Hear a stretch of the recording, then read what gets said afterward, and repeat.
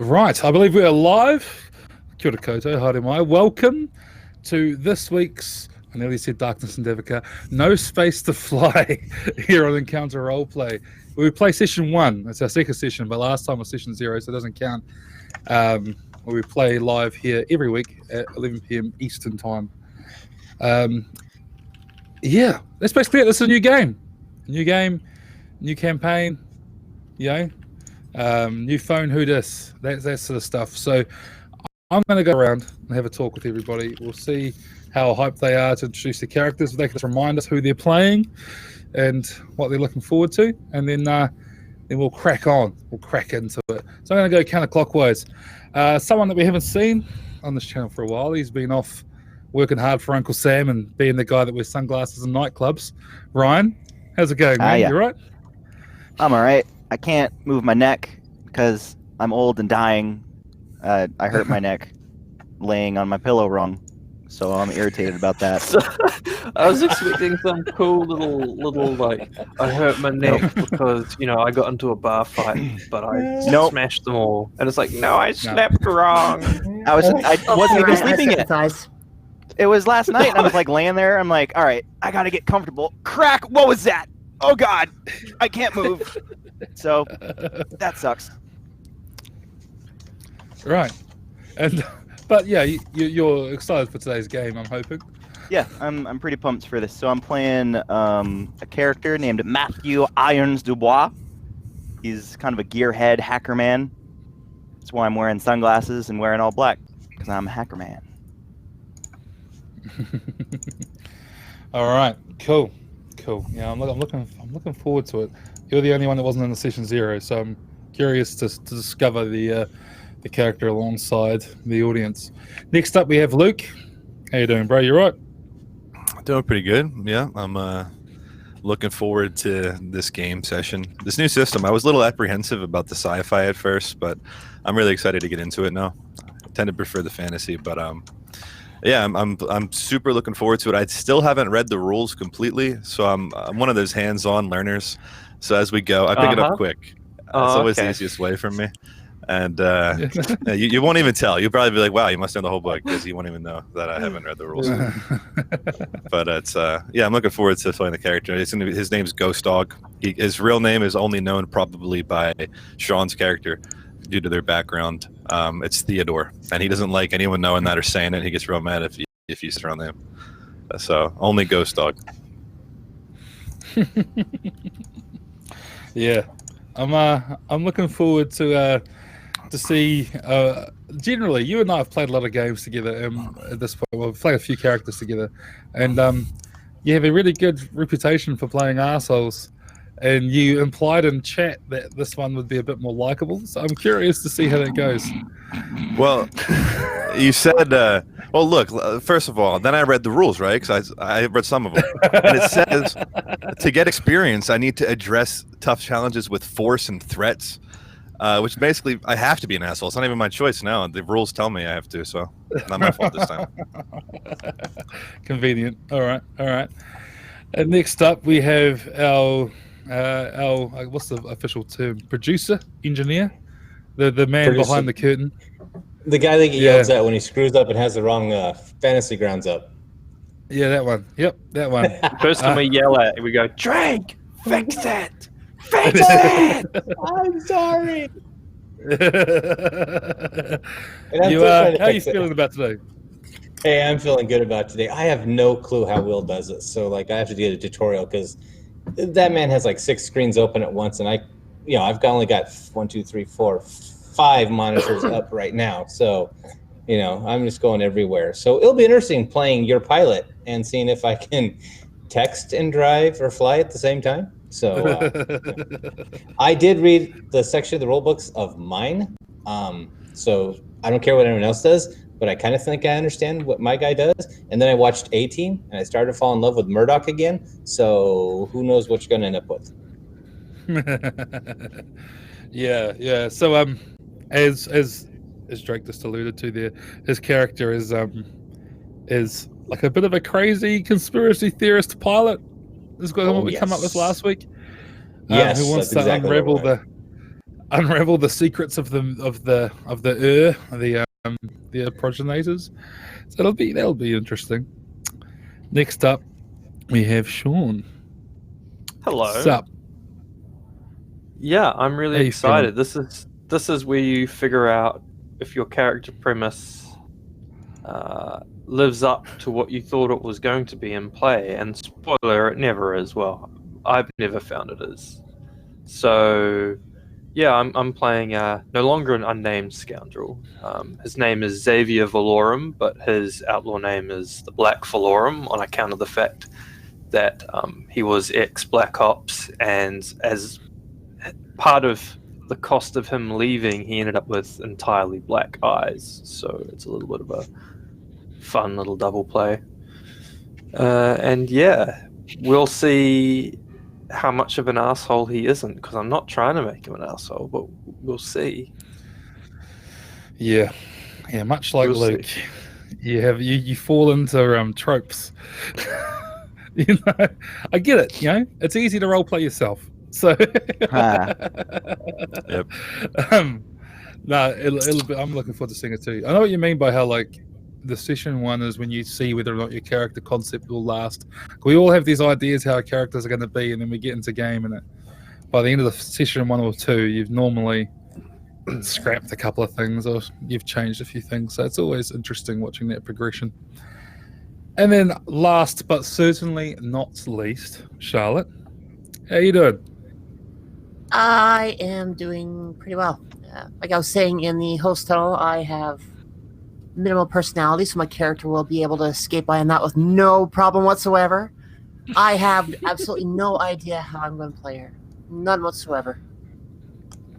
All right. So normally it's pretty, I don't know, normally a personality at the very least kind of builds up thinking about it, but I've got nothing. Okay.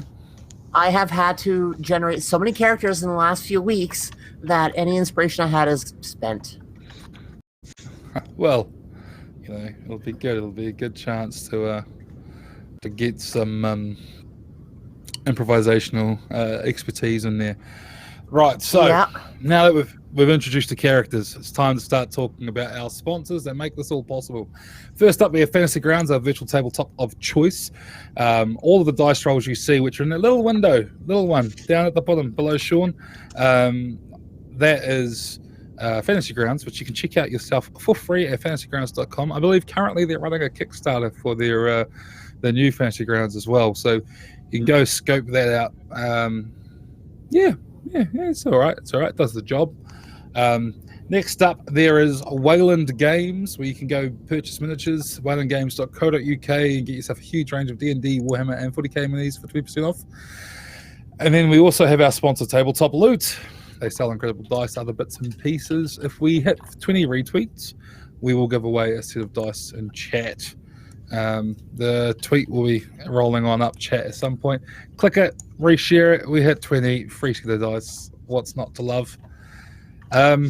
You can support this show through various interactions, really. You can donate to give players critical successes and fails, wild magic surges, although I have no idea how I'd use that in the system. We'll figure it out. And also the table of pets. If you see something on the show that you like, you think is funny, you think is silly, whatever, clip it, share it around, let us see it. We love to see that sort of stuff. And otherwise, that is us. That is our sponsors ready. Let's kick into it. So, this game is a bit different than some other games. As I described last week, slightly more player-facing. So, the premise of this campaign is that it's Scum and Villainy, right? It's like your various space-faring, frontier-based cultural touchstones such as Star Wars, Firefly, and so on. And what we're going with is a bit of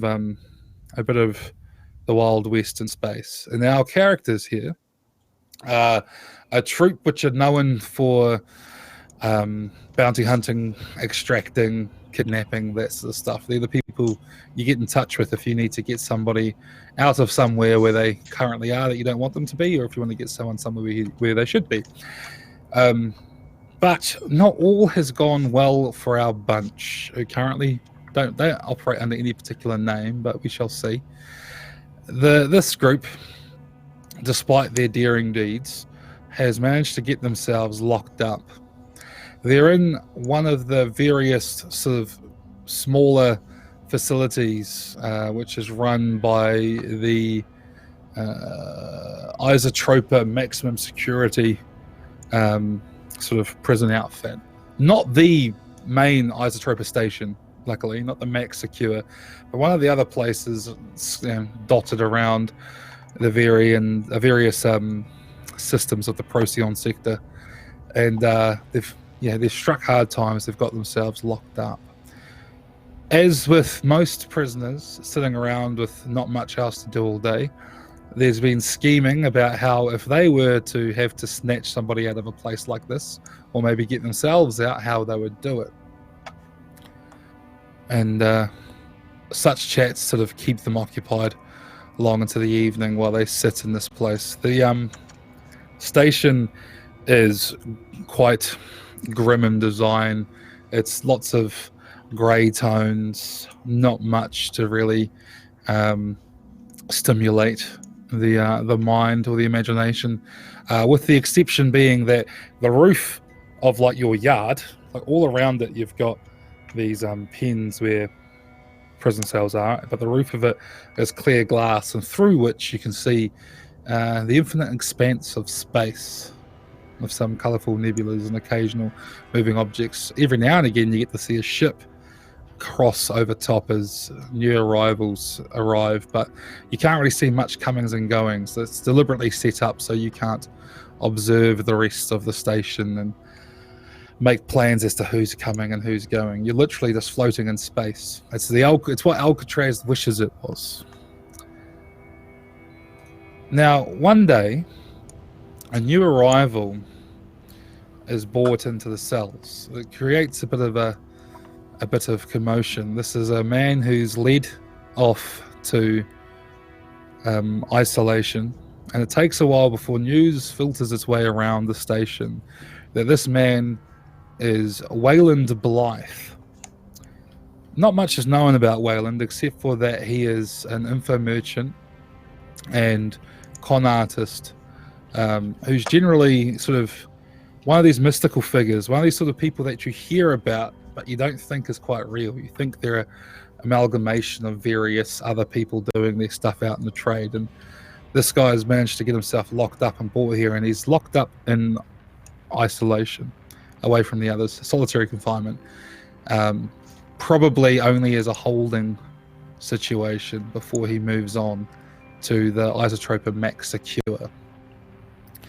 Now, this is where I'm going to hand a few questions over to the players, so you guys get to determine a wee bit about where we're at and what we're doing. So, first things first, I've deliberately not chosen a system of the four. There are four systems in Procyon. There is Rin, there is Halt, there is Iota, and there is Breck. Now, the reason I haven't chosen one is because I figured one of you, or maybe several of you, might have a preference which one you're in. If not, we'll put it to a dice roll. So, does anyone have an idea of what system you want to be in, or perhaps there's requirements? I only ask this so if you do manage to escape, we know what's in your local environment without you having to travel. I only read about Holt, so that's the only one I'm familiar with. Familiar with Holt? I can give you a system overview if it helps.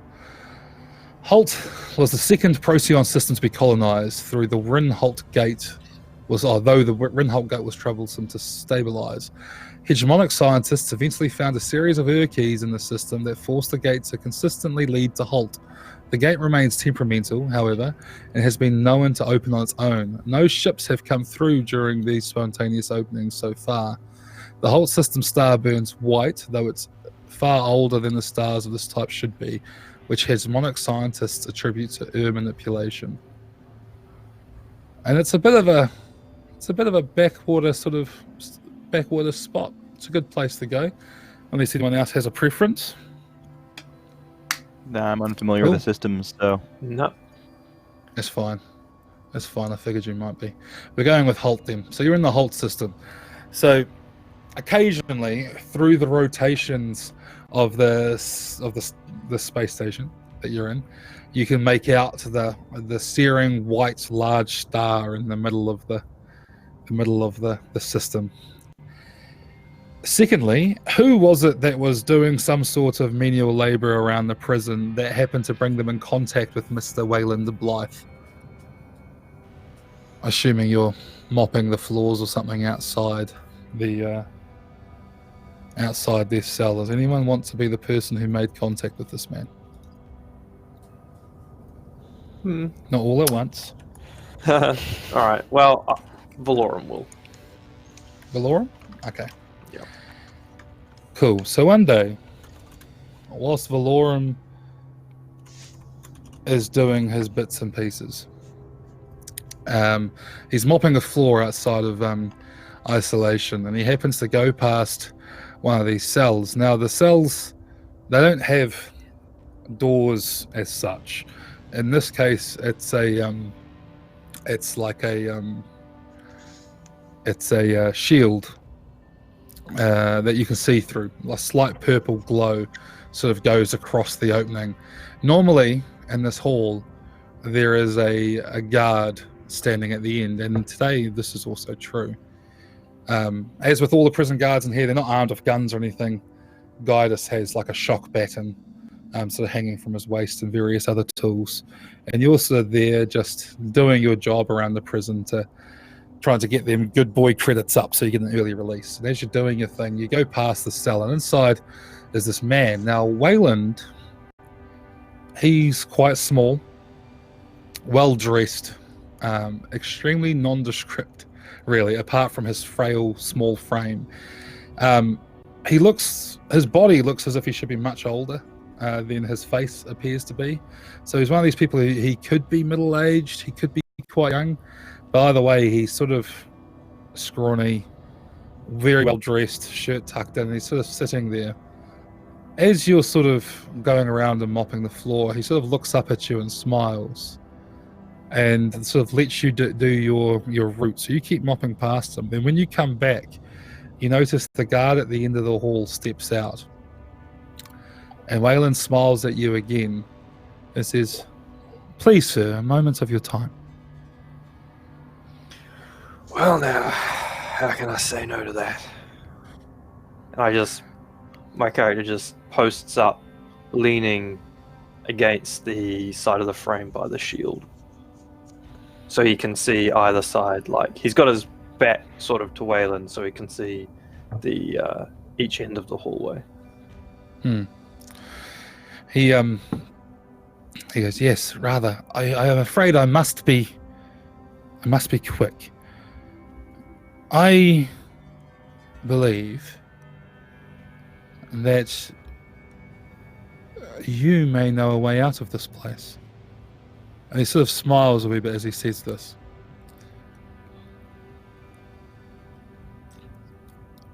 Well, such things would be something that only friends would tell one another, if it were true.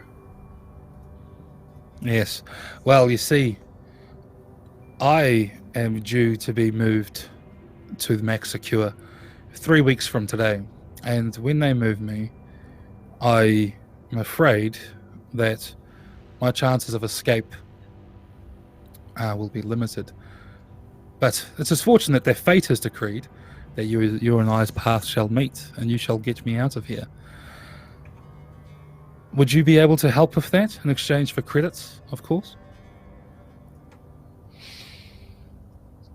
At this point, Valorum turns and looks him dead in the eye, which is probably quite unsettling.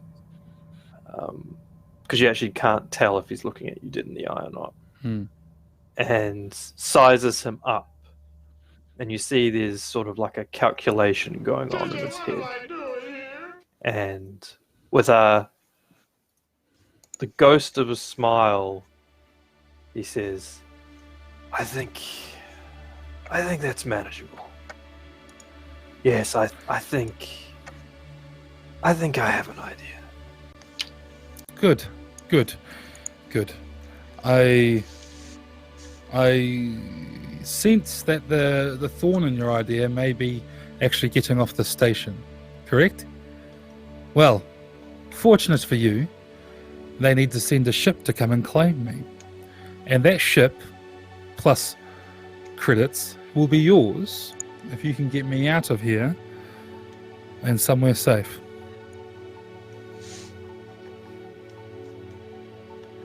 You do know how to sweeten a deal.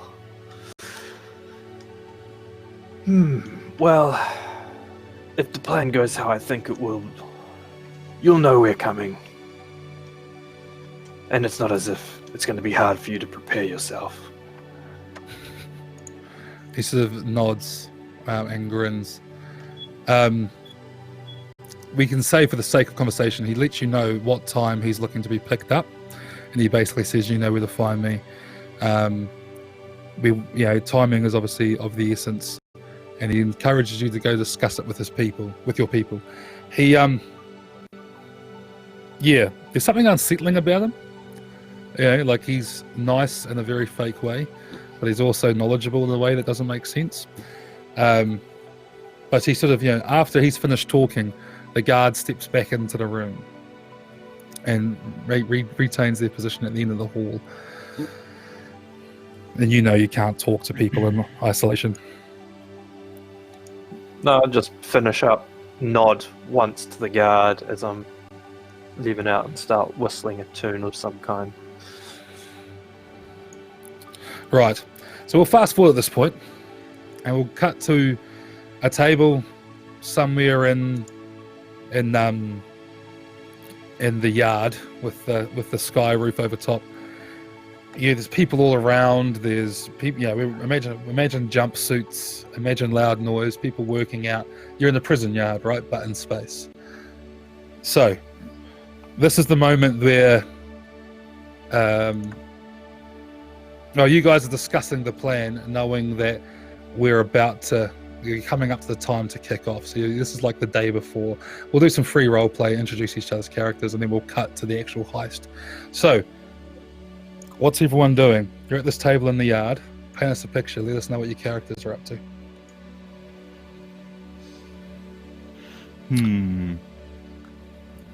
So Irons or Matthew, he goes by either. He'll answer to either one. He's actually sitting on the table, like cross-legged at the head of it, not wearing shoes. His shoes are discarded somewhere on the ground. And he's sort of like hunched, sitting, sort of bent over himself. He's a really tall, lanky dude, so it looks kind of weird. Like he almost like he has a hunchback the way he's sitting, hunched over the table. Mm-hmm. And he looks at Valorum and says, "You're sure there was Monsieur Blythe? I've heard of him." Yeah, everybody's heard of him. And Valorum Imagine you got to talk to him. I've talked to countless people. Dang crap. Reputations don't exactly always pan out. He seems to know who you are. How is that? How does he know about us? He's an info merchant. It's his job to know things. The more you know, the more informed you are, the more likely you are to succeed. It's more interesting to me that he's managed to get himself caught. No. That was on purpose, I bet. You don't sound sure of that. No, I'm certain. It's a good job. It's not your job to. It's a good thing. It's not your job to think about these things. What? Leave it is the my job to conspiracy. think. Leave conspiracy to bookshelf. And Valorum sort of smiles and inclines his head towards, I guess, the direction of bookshelf, wherever he is, in the yard or at the table. Bookshelf's at the table, head in a book, looking up at the blackness, and back down to the book, up to the blackness. They're not conspiracies. They're true. They are. I know it. They're written. They're written here. They're written there. They're everywhere. They could be where? Where are we going? I don't know. We'll get there, though. So you're très bizarre. And that's why I like you. I like you too, Irons. And We seated go back next to to highlighting. seated next to bookshelf and across from Celeste is Ghost Dog, and he's got a fistful of cards. And God damn it! Now you're either the luckiest son of a bitch on the planet, or you're cheating. And I don't know which. Well, I owe you then. He takes out a couple of loose cigarettes and rolls them across the table. Those aren't easy to get around here. You enjoy. Well, we might be using these tomorrow, so people do like What's their tomorrow? bribes. And Valorum has a knowing smile on his face, which I guess every facial expression Valorum makes is really unsettling because of the eyes. It's like there's no warmth to anything. But Ghost Dog would actually no. Well, Ghost Dog's been around Valorum enough to actually read if he's being sincere, or not. And he seems to be being sincere in this moment. And he just says, "We've planned for a long time, and now I know where there's a ship and when it's going to be there." You mean here? The ship to take us out of here? Well, it doesn't want to take us out, but it's going to. Ooh. I trust you got something up your sleeve then.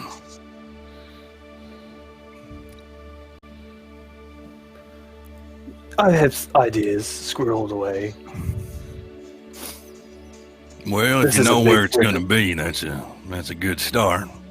They got our shit stored away somewhere. We can get to that. I can get my blaster launcher. We can put a hole through any door, wall, facility, whatever we need to. Well, hopefully it won't come to that. Though, if I'm not around, maybe it will. Having flashbacks to our Blaze the Dark campaign right now. Yeah. Explosives are a solution to all problems. If in doubt, blow it up. Yeah. Was that stealth? Doubt option? Has anyone Sorry, seen the keep Good Doctor? Man, you just scammed me out of goddamn 3 Lucy's over here. I'm pointing over across the table. Yeah, you really need to get those eyes checked. When we get off this rock, and always take a look at him, get him back to normal for you. Well, the best But- doctors in the system have not managed that, so Well, you have not asked me to do it yet, so We- one day, Shoot one you. day. it should sure look like did that insult go over your head? It's like our doctor's not very capable of picking up on social cues. This is a worry. Yeah, and I guess Liam at this point would be where the plan would be We've got laid the out. plan. Right. So, there's basically a number of, when it comes to planning and engagement, this game is a game where you don't plan in depth. You sort of just come up with a broad overview of what we're doing, and then we create the opportunities as they go along. So, what matters here really is what kind of engagement you're looking at engaging in. There is 6 key types. An assault, you plan to get your objective here obviously is get Wayland and escape the ship. You have the choice of assault, right? You use violence, and then we need to know what your point of attack is. Then there's deception. You can lure, trick, or manipulate, at which point we need to know what the method of deception is. There's infiltration, which means you trespass unseen, in which case we need to know the point of infiltration. Then there's mystic. Engage in mystical ways or use powers. Probably not likely for this party, but never know, which means we need to know what arcane power you're using. And then there's social, negotiate, bargain, persuade.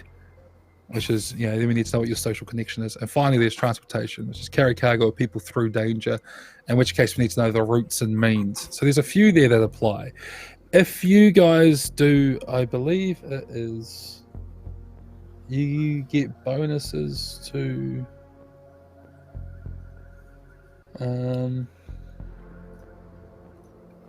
actually, I don't get bonuses to any of these. You do get more. No, we just have. though. Yeah. Yeah. Yeah. Okay. We So, just yeah. do have a higher load to start with, but So bearing that in mind, you've got these sort of 6 sort of categories. What's your plan here? Now, one thing to know is that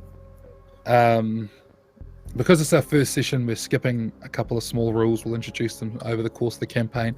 So we're not going to worry about rolling for your starting position because it's a known factor. You're in prison. And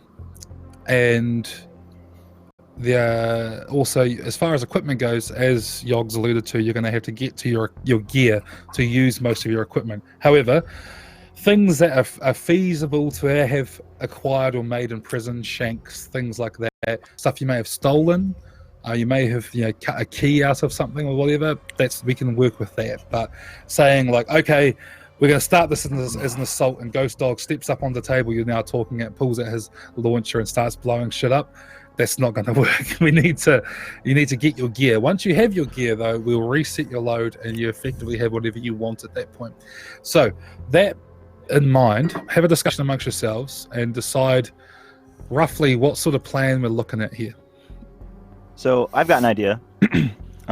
Using the deception approach, it would be feasible if you could get Dubois, who's a hacker / mechanic, with like a screwdriver, some sort of little simple multi-tool that he could have stolen from, like, say, a maintenance shop or something, to a panel and essentially hack the station to trick it into thinking that there's a catastrophic environmental failure, setting off all sorts of alarms and stuff, and kicking off evacuation protocols.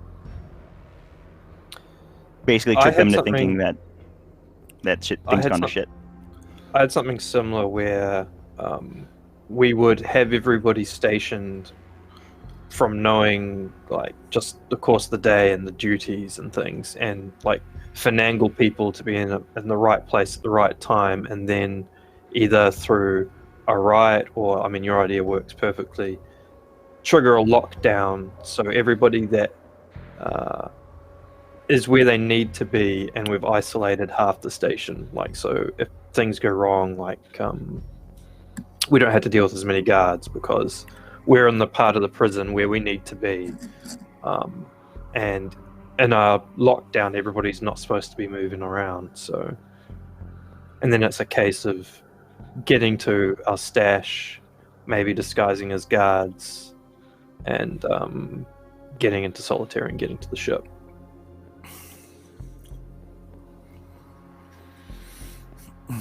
Okay. That sounds like a good plan. Right. So, any other suggestions to this plan? I think both of those work. I think they both work together actually quite well. So that means you're leaning towards a deception, you think? Okay. Yeah.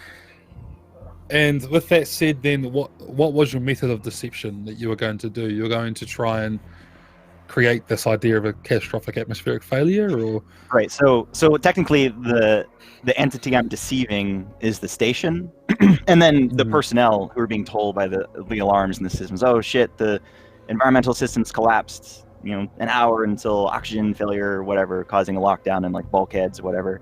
Radiation alarms going off. Yeah, radiation alarms. So it'd be deceiving them to thinking the station's failing, and they have to either realize that it's not, or go along with it and evacuate. So basically, like, the main action is finding a vulnerable panel and hacking it. Using their protocols against them. Yeah. Valorum loves this. Okay. Okay. All right. Cool. So, as I said, we're not going to worry about... Normally, at this point, we'd roll for your position going into this and how difficult your initial sort of thing is. But we're not going to stress about that just for the first session. We'll bring that in later because I don't want to overcomplicate things so early on. But what we will do is I'm going to start a clock on our ship screen, which has got 6 tiers on it. The ruse is up. It's starting at 0, but basically it means that how long it takes, once that reaches 6, then they know what you're up to. They know you're full of it, that sort of thing. And then lockdown ends and they start looking for what it starts. If you to do appropriate things during the game, you can potentially tick that back if you manage to somehow maintain the ruse. So, assume you've got some tools of some type, Ryan. Well, we'll say that it won't be a fine hacking rig, but yeah, something like that. Hacking tools. There you go. Hacking tools, yeah. Yeah, and whereabouts on the ship do you guys think you're going to get access to this panel? Is there a particular part of the ship you want to be in? What's your goal here? Where are you trying to kick this whole thing off? Lauren would want it to be somewhere near the staff laundry. Because I imagine this is the sort of prison place where they have like a laundry and it's highly commercialized, so prisoners even work on the staff stuff because they don't want to have to, do it themselves. Hire cleaners, okay. So Right. Valorum wants it to be, we're doing it so that we have a very quick route in there to grab a whole bunch of not guard uniforms, but station engineering uniforms. Okay. Yeah, so you're in this You're on big down. laundry, and you are in a part where it's like a slightly like a higher security area for more reliable clientele, people who are known to be safe. There are more guards in place. You're in here, and one of you manages to distract a guard, and while he does so, there's a panel there which is used just to send through notifications that things are ready to be picked up and moved to the secure parts of the prison. It's just like a kind of like a text-based intercom system, and knowing that that's wired to the overall intranet of this place, Irons manages to sort of pop the panel off and starts getting up to no good there, whilst maybe the guards are distracted while there's a bit of a fight or something going on. And then in this moment, alarms start blaring, yellow lights start flashing from all over the place. And the whole place goes into lockdown procedures. You can start hearing doors grinding nearby. The guards starts panicking as any sort of thing like this goes on, knowing that they're in this big, massive, we're talking a big industrial laundry. There's steam everywhere. There's huge piles of clothes coming in and out. We're not talking like a clean setup either. Like, imagine Star Wars here. It's dark, it's steamy, it's gritty.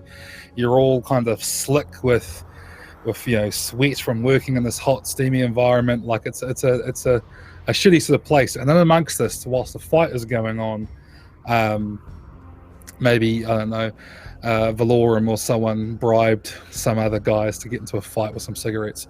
While this fight's going on, everything kicks off. The sirens start, and they start repeating in multiple languages, lockdown procedure in place, and they start cycling through Xenos and Common and things like that. You're now in here. The guards are still busy trying to separate the fight while yelling at everyone to sort of get down. What are we doing? You have effectively control of the situation. You've created the start of your heist. Tell me what it is you're wanting to do with this moment. C'est complete, Captain. Valorum nods, reaches into a laundry basket, and throws some station engineering clothing to Irons, and quickly dons a set himself, grabs a backpack, and throws on a bunch of change of clothes for 4 other people, I guess, if he's planning this far ahead. And quickly motioning Irons, steps through into the corridor beyond the laundry, sort of trying to sidestep the fight and pick his moment when these prisoners that he's bribed ahead of time he signals them to like move the fight away from the door. Okay. Mm-hmm. Right, and your plan is from here, because you're supposed to be in lockdown, you're supposed to like sort of lock down in place until they start the evacuation process. So you know you're not supposed to leave this area. If you do, well, there's still a bit of chaos going on.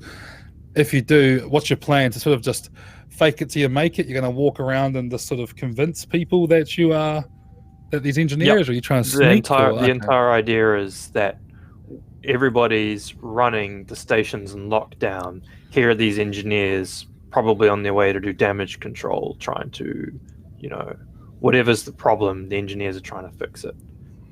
Yeah, with the toolkit out and everything. Like, oh, we have to go fix this thing out the far way. Yeah. Okay.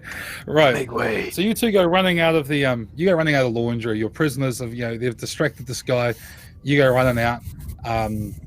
You got your cigarettes worth of stuff out of them. You go running out to the hallway, and once you arrive in this hallway, it's quite a large hallway. There's sort of different paths leading off to workshop and things. In there's guards. These aren't your full-on riot guards. These are just your regular sort of guys. They're just in a regular uniform, shock buttons. They've got torches, which they've turned on to like a red setting as like an indicator, and they're indicating people certain ways. You come running towards them, and they see you coming, and they go, "You, where are you going?" And this is where I need you to roll a sway to see whether or not you get past them. This is just going to be a regular roll. So we're looking at risky, and standard effect, basically. I was gonna ask, can you assist me? You're a good mechanic. I was gonna say, probably help. So like let's say like he's the lead engineer, right? But Irons actually knows what he's talking about, so he can just attempt to techno babble them, being like, "Oh, it's just the backwoods overflow with the containers and the thing in the cyber sector. We have to go fix it." But he's like, leading him. So basically using my mechanics to assist his sway. Yeah, all right. So in that case, you got a few options. You can either set up another character, or you can assist them. Which would you rather do? If you do the setup, you can increase the effect, or if you can change this. Yeah, if you succeed, you can change his effect, so you give him a greater effect, or you can remove the risk. Or you can assist him, in which case you take stress and one stress, dice roll, and I get one die extra. He gets a die. So which would you rather have? Give him an extra die, or would you rather improve his chances?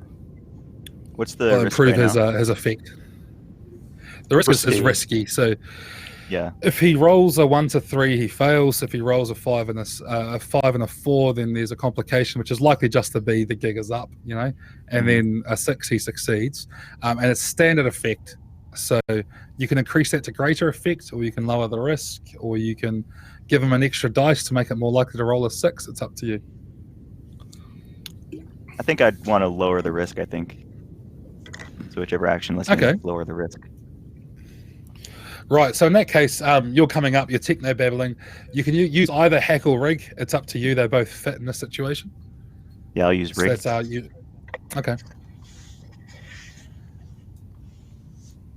So I roll 2d6 here? Yep. Does the hacking tools help me at all with that?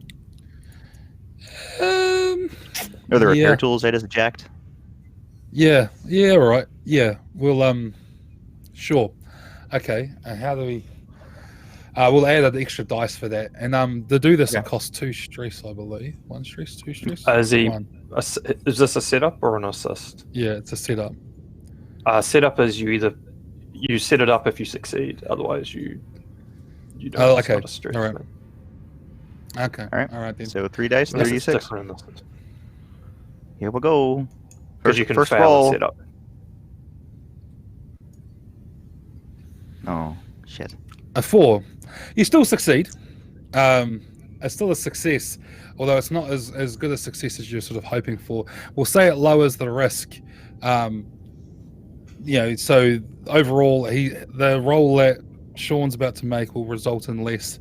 However, I'll compound the 2 rolls together. So if Sean succeeds but not completely succeeds, you still gain a point of the gig is up. It's just not the 2 points he could have gained otherwise. So you come in. So with that, you say your techno he babble and starts stuff. techno babbling, and I sort of just like put my hand out, like I just look the guard in the face, and I say, "Well, you heard the man. The risk of cascade failure is imminent if we don't get to where we need to be going, and that's through that door." Okay. Roll me a sway. It is low risk or controlled. Yeah. Standard effects. Standard effect. A 6. Perfect. Yeah. Nice. So in that case, they don't raise an eyebrow at all. They sort of assume, okay, that guy's a bit weird, but whatever. They know what they're up to, and they start yelling, "Oh, let these guys through that way," and they indicate you off to go the direction that you said you were headed in, and you run through. Where is it that the others are during all of this? Where have you planned to have them waiting for you?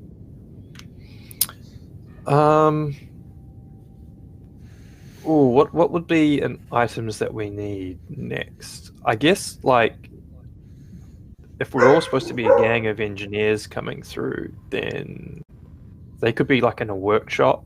We were in the laundry, they were in the workshop. Mm-hmm. And so we know that the route that they're going to take on an evacuation would take them really close, and we could intercept them as they're getting like shuffled through. Okay.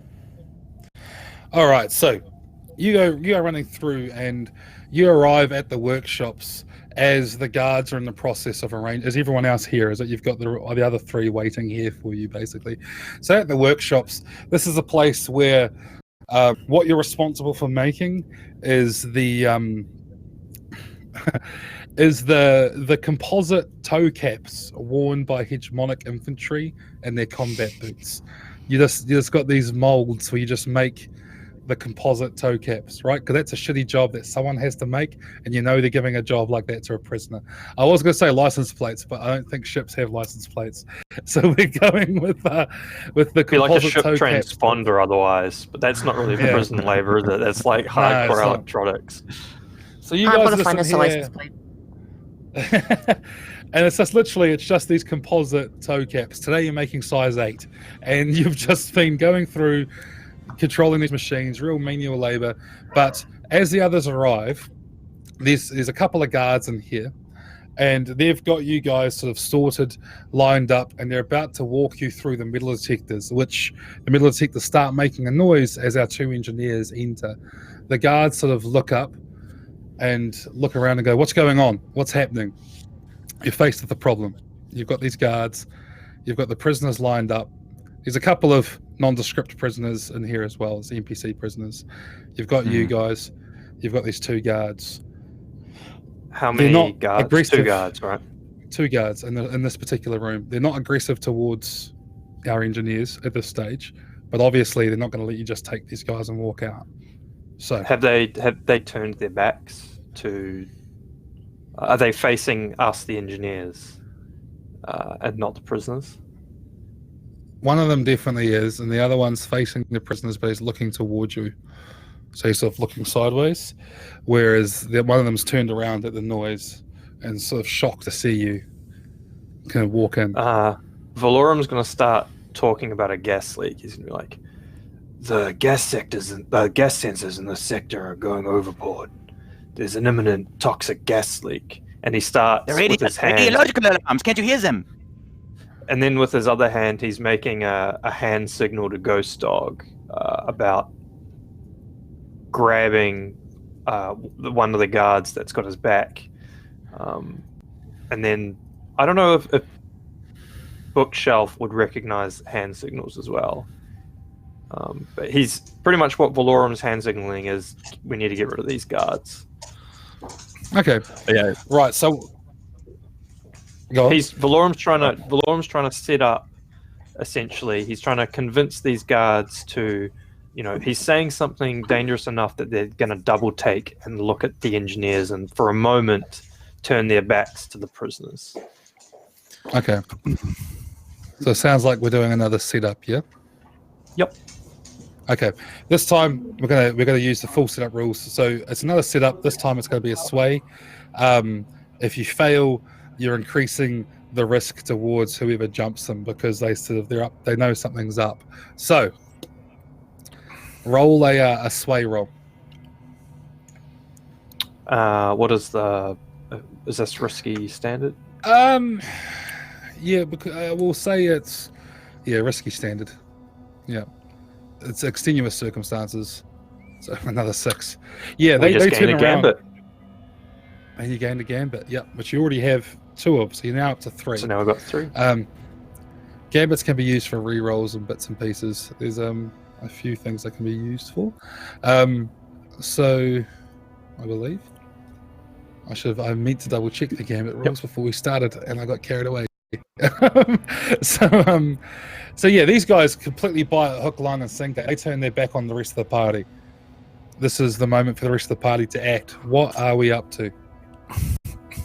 Ghost Dog kind of at the hand signal turns toward Celeste and Bookshelf, and he presses kind of these shivs that he's created to their sides, and that means plan B. And he puts it in their hand and kind of closes their hands around it. And then he's going to spring behind the guy with one of the shivs kind of beneath his neck, trying to push it at the soft flesh of his neck, but not puncture to kill him yet. But he thinks a hostage is valuable. He likes having hostages, so that's the plan for him. Okay. All right. And okay. with Here you go. Ghost Dog's restraint, Celeste won't be as restrained. If this goes off... Now, tell me if I get this worded properly. Now, if this goes off, what she would do is sever his throat. Quickly, cleanly, as much as a shiv would allow. We had the one hostage. He wasn't about to use as much force. We could have passed that information back a little bit. Okay, so so Ghost Dog's taking a hostage and Celeste isn't? Is that what I'm getting from this? Sorry? Yes. Yep. Okay. So Celeste is going for the kill. Ghost Dog is going... And you're just going in and stabbing, yeah? Alright. So... in this case, I'll... There's a couple of things here. For the hostage taking, you could use it either as command or as scrap. I see that you're just as good at both of them, so we'll make it probably a command one. You're looking at... It's risky, because if you fail, things can go wrong, so it's still risky. However, it's great effect. If you succeed, it's going to go very well, because he's turned around to you, he's already just heard the place is about to blow up, and then a prisoner's holding a shank to his knife. He's just not expecting it. So we'll do you, and then we'll switch over to Celeste, which this is happening at the same time. So, we need you to roll your command. Is that 2d6 or 3? Be 2. Should be 2. Nobody, unless you can push yourself and get a 3rd die, I'll just do 2. Yeah. which would take you, or if Liam's got a devil's bargain for you or something. 5. Okay. So you succeed, but there's a complication. And I'm going to be a real arsehole, and I'm going to pass that complication off to Celeste. So you jump in there, you grab this guy and get the knife on him. However, Ghost Dog, he's a grizzled killer, right? We're talking about spec ops. We're talking about a machine, right? Literally. So he launches on this guy while Celeste is sort of left a bit flat-footed, and then she has to jump and try and take her guy out. So, in that case, we're going to say that Charlotte's roll, because her guard sort of sees this commotion as she jumps over, it's going to be a scrap roll, unless you use an ability otherwise. So it's going to be scrap. It's going to be desperate, but it'll be standard effect. Desperate, standard effect. So you succeed, you kill the guy. However, there's a chance that something can go horribly wrong here. Should spend that gambit just to be safe. Now, for using my starting ability where I can push myself to roll a doctor rating, how would that work with pushing means myself? Because It costs you 2 stress, and you get to use your doctor instead of your scrap. And you have to And so if I was explain how your doctor's working in this situation to help you. Yeah, that'd be easy. So then, if I'm using scrap, I would roll 1 die. If I'm using my doctor, I would roll 2. Is that how that works based upon my stats? But you'd have to spend 2 stress to do it. You Right. spend the 2 stress to get the extra die. Yeah. And because this is a desperate roll, I'd suggest taking the gambit, using a gambit to get an extra die. Because we've got 3, Okay. so spend Right. one's fine. So stick with scrap. Use the extra.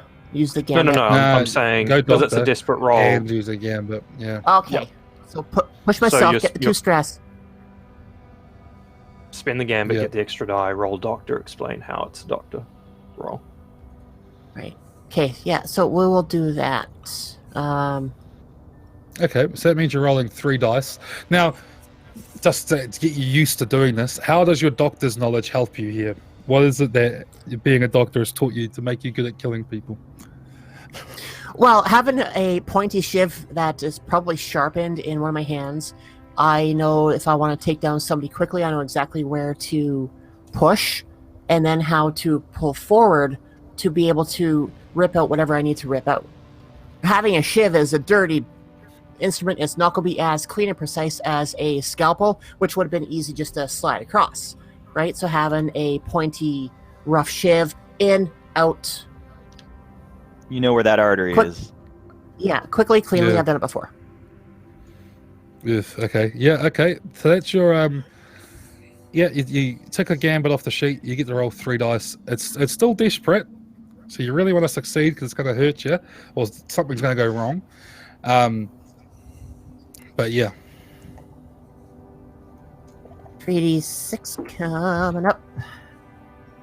1, 2, and 6. Oh. You got that 6. Yeah, you're in there. You've got this. You go straight in sideways through the throat and out. He goes to open his mouth and this nothing comes out. Warm blood sort of washes down his front, and he collapses on the ground. The other guy, seeing this, is all like, having a shiv held against his throat. He promptly wets himself, and you guys have control of the situation. So you're in control. What do you do? Valorum turns, looks at the blood spilling down the throat of the body that's slumping to the ground, and oh well, I did say 1 hostage, I guess. Should have been more clear. And he looks to the hostage that Ghost Dog's taken, nods once and says to the guard, "All right, if you value your life, what's the armory code for today? I'm giving you 1 chance." Yeah, because you got that 6 in there, he just spills it. He spills the beans. You have control. He just gives you the armory code, and he's like, "Please, I've got a couple of kids." He's freaking out. Well, that was easy enough. And Ghost Dog's going to plunge this shiv into his neck. Doesn't need the hostage anymore. Okay, yeah. Merde, you sacré! murdered- Holy shit! You've murdered the guy. Valorum I looks won't at bother Ghost rolling Dog for and that. says, and just says, "I know you've been in here a while, but we didn't have to kill him. Anyway, The best way to keep someone quiet is to keep them quiet. Or to ask really nicely. Well, not this time. Okay. all right, I've got a change of clothes for all of you." And then Valorum puts the bag down, pulls out 3 jumpsuits. Suggests. You sure you don't want to that- make one of those a medic garb? Well, it's a bit late now. I flash back. We grabbed a medic. Liam, I You did flash state back. I what you grabbed a grabbed. medic.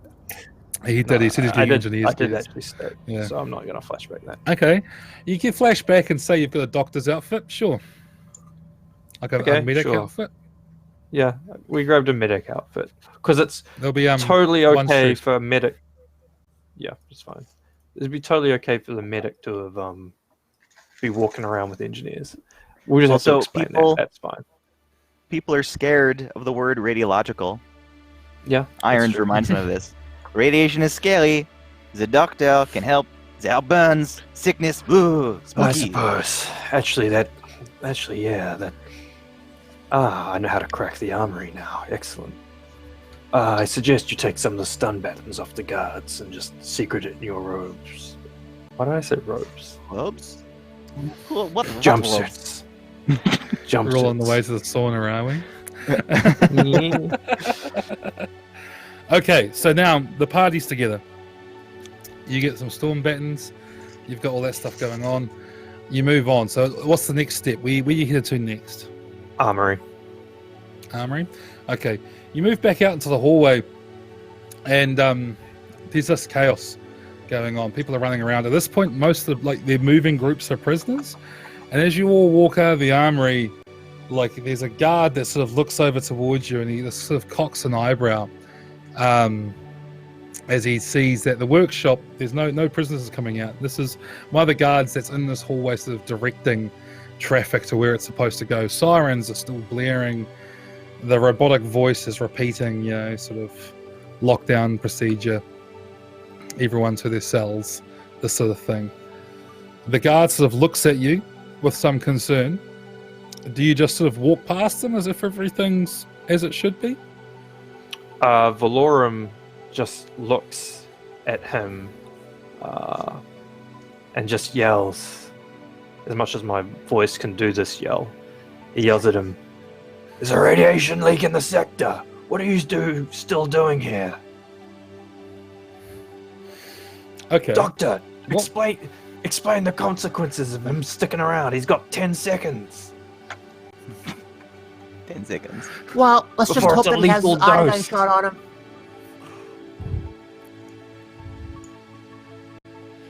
Essentially, I'm trying to panic him. Okay. What is it that you what would you say that is? That's a command roll? I hope it's not a command roll. I would try and make it it would be less effective, but I'd be trying to convince him as opposed to... Okay. So a sway. Yeah. Alright. And is anyone else doing anything to help you here or anything like that? I think what Irons will do is just look panicky and just try to go past him. He's trying to get away. He's not trying to say or convince him anything. He's just through his actions being this is serious. I'm getting out of here kind of thing. Okay. That would also be a sway. So what we could do is we can treat this as a group action. Somebody leads the action, and you get to roll sway. Everyone who wants to take part in the group action rolls sway. Every time somebody fails, that person who's leading takes stress. Right? Does that sound like a good thing here? Valorum would lead. Sure. Valorum's leading. Who's assisting Valorum in this case? Who's being involved in this overall rouge of the place is about to fucking burn, come apart horribly? I'll help. That's got to be the doc, I think. I Okay. don't have sway, so I'm not actually going to do that. I would add on Alright. top of that Ghost Log's, I think he's kind of frozen up and he's standing there white knuckling this shiv at his side a little bit, almost in a detrimental fashion, because he's thinking, now I'm gonna have to kill this son of a bitch. He's not thinking this is gonna work. He thinks it's all stupid. So he's preparing himself for that. Then you're But he's definitely not in gonna do group anything yet. action because Valorum's sort of covering for you in that sense. Yeah, you're in the group action. So who did we have helping? We had Irons, we had Ghost Dog. Was Celeste and Bookshelf helping? Yeah, I'd be helping. No? Okay, Nah, and you're just doing it by Bookshelf's staying out of it. explaining. Bookshelf's staying out of it, that's fine. And Yeah, there's Celeste is busy people, not explaining. machines. Yeah, this is what happens with radiation. Your skin will fall off. You're all these horrible things, I guess. Okay, so each one of you who fails your roll buys Valorum a point of stress. Now, because you're using sway and not command, and because if this goes wrong and they go and look in that room, they're going to find dead bodies. I'm going to put this down as desperate. However, if you succeed, it'll be great effect because what you're describing is detrimental. So you've got big odds here but a big trade-off. All right. Does that sound fair? Mhm. We happy with this? Cool. Go big or go Okay. home. And let's go through you one by one. We'll start with Valorum, seeing as he's the one who's making the call here. It's a 6. I just That's generated good. another gambit because of my special ability. I generate gambits did. on desperate rolls. And I get Now I need XP. to go through the rest of you in case you fail and you generate him stress. You've succeeded at this point. We're just seeing how much stress you caused our scoundrel here. So we'll start with Charlotte. I'm going to go left to right across my screen. So Charlotte, roll your sway. Okay, so that's 1d6 on this one. Yep. That's a 1. That's a point of stress. Next we have Ryan. How does it work Roll when your I don't sway. have sway? Roll 2 dice. You pick take the lowest. 2 and it's like you're rolling Yeah. at disadvantage. Oh, You can always that push sucks. yourself to get to 1 die. Nope, don't need to. That's still a success. Okay, Nice. and lastly we have Luke, who also doesn't have sway. Rolls 2, picks the lowest. Cool. Okay, so 2 stress. So, he's looking at this whole picture and he's listening to Celeste tell the story, and you're like, you need to get out of here. This is going to go bad in a couple of seconds or whatever, 10 minutes, whatever you said. And he just starts sort of blowing the whistle, yells into his radio, and the hallway clears completely. They start shuffling people out. They're yelling radiation, and stuff like that. They're calling it over their radios. This actually helps buy you overall, time. So we haven't claimed anything on the clock yet, because they now believe there's a point, and it's not just a case of there's this alarm that something's going wrong. You've got people reporting, hey, we've got a radiation leak here. An engineer just told me we've got a radiation leak. So this is working out in your favor. You have a clear run. You have a clear run right through to the armory. Now, the armory is behind a locked door. Okay, you come running up. We're talking a big, massive bulkhead, and there's a small sort of camera next to it that you sort of press a button to start communicating to whoever's on the other side, and you're now faced with this door which they've locked for obvious reasons. It's the armory, but also secondly, they've just been told radiation is coming from that direction over the radio, so they're not letting anyone through this door. You're confronted with the locked door. There's an intercom that you could press to communicate with whoever's inside the armory if you so wish. You can attempt to hack it. You can attempt to break it down. This is entirely up to you. The options are yours. This is a big, thick bulkhead. It's stabilized. It's sealing atmosphere. Sirens and everything are blaring off. You've been told to get back to your cells. It's chaos. What do you do? We do. No, have I think we the should do both. passcode for the armory. Yeah, you try the passcode, like fill up that little camera screen so they can't see anyone else in the hallway, just in case they say, nope, screw you, we're not letting you in. And while you're doing that, I'm trying to hack the door anyways, just to be safe. I guess what Valorum would say is, we got a doctor here for treating radiation sickness. You've been exposed, but the medication will buy you time until rescue efforts are underway. The door code is 75 Lima 59 X-ray. Okay. 75 Lima 59 X-ray. Okay. Mhm. Right. So you start Oops, saying he just that. gave up that he's got military training. Oh no. Yeah, you say that through, and that will end up being another it could be a consort in this case, because you're presenting to them as if you know them, and you're not trying to convince them anything. You're sort of speaking from a position of authority. So it's a consort, and it'll end up being. I mean, it's controlled. If you get it wrong, they just don't let you in. There's no real detriment. It's risky, because if you really flab it, you raise suspicions. So we'll make it risky. And they're in a room full of armory stuff. Yeah, and we'll make it standard effect for that, unless Irons is trying to hack to do something to gain the advantage here, or is that a backup plan, or what is that? It's a backup plan if they don't open the door. Okay. All right. So, consort it is. Okay. Do I want to spend? Well, I feel like this is worth spending a gambit on, so I'm going to spend a gambit. Get myself an You extra generated one die, so before it's too, 3. actually. I've been tracking that because my character does a whole bunch of his shits about gambits, so I'm making sure I track that. So 3d6,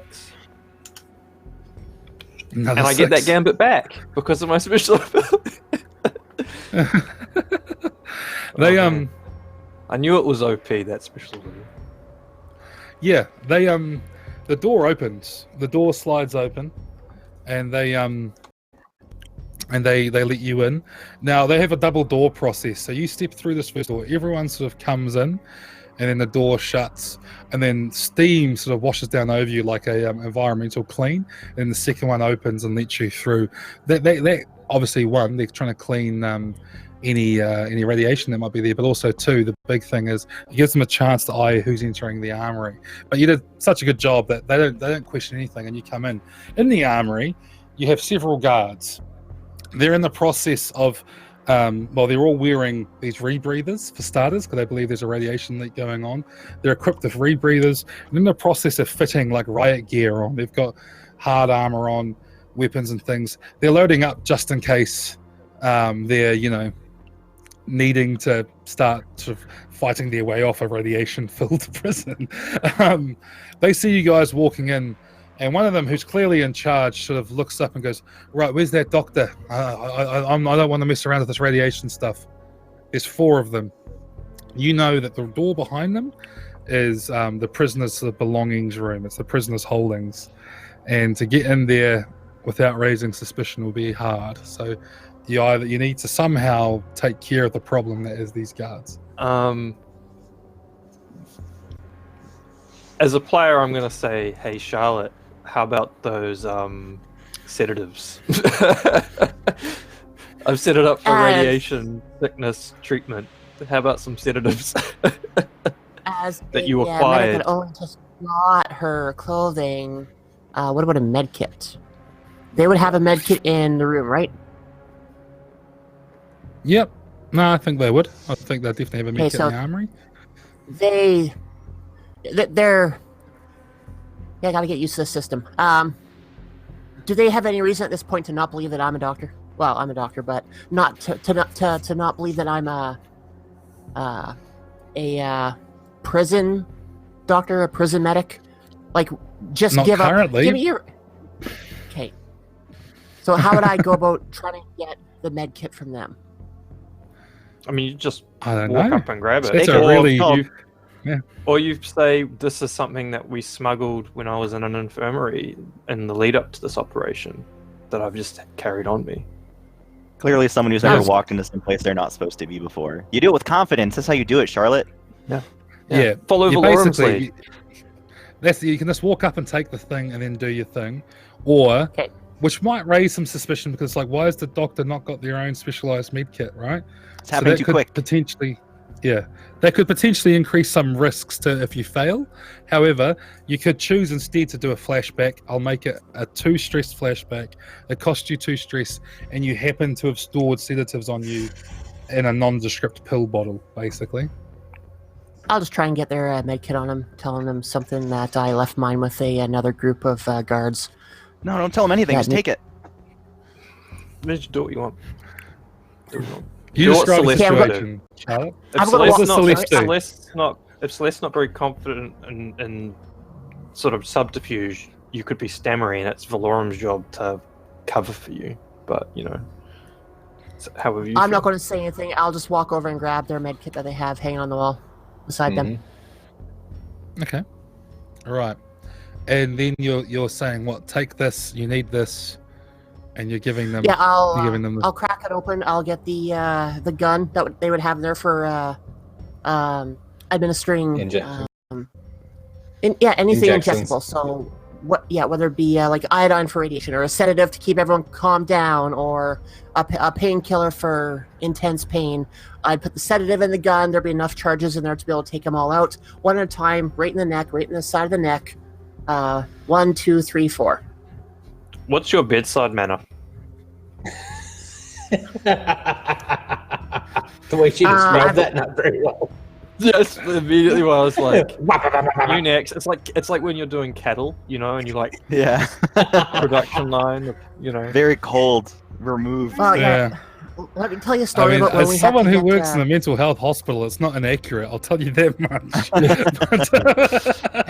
when I was in the army, when we were getting injected with our vaccines and shit, we walked up to a line, our sleeves were rolled up, there's a nurse on each side, and thunk the press out, and you're gone. Like, it is literally like that.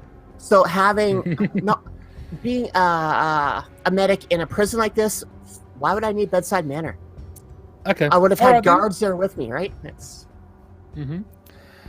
Okay, look, we'll make it a doctor roll. It's going to be because risky. you're also trying to put them out. So, Yeah, because you are in the process of trying to put them out. I'll make it a Yeah. doctor roll. It makes sense in the setting. It's going to be risky in that because you're doing a group of them and everyone has slightly different. Like, you don't want to just like knock the first one out. You've still got to knock out 3 more people, right? So you're dosing Yeah. it to try and make it a bit delayed. However, everyone is slightly a different build and things. It takes more of a dose. It's possible you might knock a couple of them out early, and then the people wonder what's up, generate some whatever, and that could cause you some issues. So we're going to make it risky, and we're going to make it standard effect. If it works, you put them to sleep. okay. So now I'll be rolling 2d6. Would this be a decent case to use a gambit to make it up to 3? It's up to you. I think so. Mhm. Yeah. Yep. Yeah. We got a lot. Spend them. I'm creating them. Spend if we got 'em. nuts, so. Here, you So go. how do Such a roll, do they you- do they reset after a certain period of time? Every They- start of every Each session, mission. and every time you roll a 6 on a risky roll, you gain another gambit. So But I get them on desperates because of my special ability. We got Nice. 6 2. There you go. Nice. So yeah, it works. You go through, you're giving them their shot in the neck, and then you're just like, it'll make you a bit drowsy. Just take a seat, and then within a couple of minutes they're out. They're out cold. You've now got 4 snoring guards, and you're left with literally the keys to the armory here. So at this point, you go into the prisoner holdings room. You find your stuff pretty quickly. It's arranged neatly in alphabetical order. You find your stuff. You can reset your armory at this point. I need to know from all of you, what sort of load are we carrying here? You've got light, normal, heavy. Light means that people look at you and they just assume that you're normal. You can get you just look casual. Normal would also fit if you're going to carry on with this whole prisoner, working here deception thing. Heavy, unless you're wanting to dress up in riot gears, would definitely draw attention. So it's up to you guys what load you pick. You choose the load. If you go heavy, I would recommend that you probably tick armor now, so that people just assume you're wearing it. Our ship's special is loaded for bear, so our load is 1 higher than listed, and our armor, if taking normal armor, counts as heavy armor for us. Yes. Yeah. So you can carry up to 6 items worth of stuff, or 6 squares. Anything on your sheet that's written in italics doesn't count towards your inventory. So communicators, I'm looking, yeah. All that stuff in italics doesn't count. You just have that. So for example, I'm looking at Luke's sheet. He always has fine martial arts style. He doesn't need, doesn't need to tick off inventory for that. So yeah, you guys are fully loaded up at this point. You're locked and loaded. What's the plan now? What are we up to? At this point, Valorum signals for everyone to switch to riot gear. Is there a computer terminal in this armory? Oh yeah, Like, if you're in linked to the army, Oh yeah. would this have like an inventory about prisoners, like profiles and things? if you're able to hack it, I imagine you could probably access it. Okay, so who would in the crew who would Valorum talk to about hacking computers? Well, Iron's your computer nerd. Irons? Mm-hmm. As the Mhm. pilot has that. Oh, you got Rig, okay. He looks to Irons and he says, "I need access to the terminal." We, of course, Capitan. One moment, please. And he's like going through and collecting his stuff. Would he be able to find? I don't know how long we've been here, but would he still have his stash of drugs? Would they be here, or would they have gotten rid of it? How does he normally store them? Well, he basically smokes a pipe. So it's Okay. usually like in the stuff, it'd be a little box that he stuffs and then smokes. And does he make any effort to sort of hide it normally, or? Well, like, I mean, if it was on him when he was arrested, it was on his person. So Okay. since he's been arrested, he hasn't had access to his substances. So that's what he's looking for right now, to see if they kept what he had with him. Okay. We can say you find some. They tried to destroy most of it, but some of it, managed to slip by unnoticed. Okay. And So just the first thing he does Just, is he gets his drugs and does them. takes a puff. Yeah. He takes I a just- quick because- hit. He's like, one second.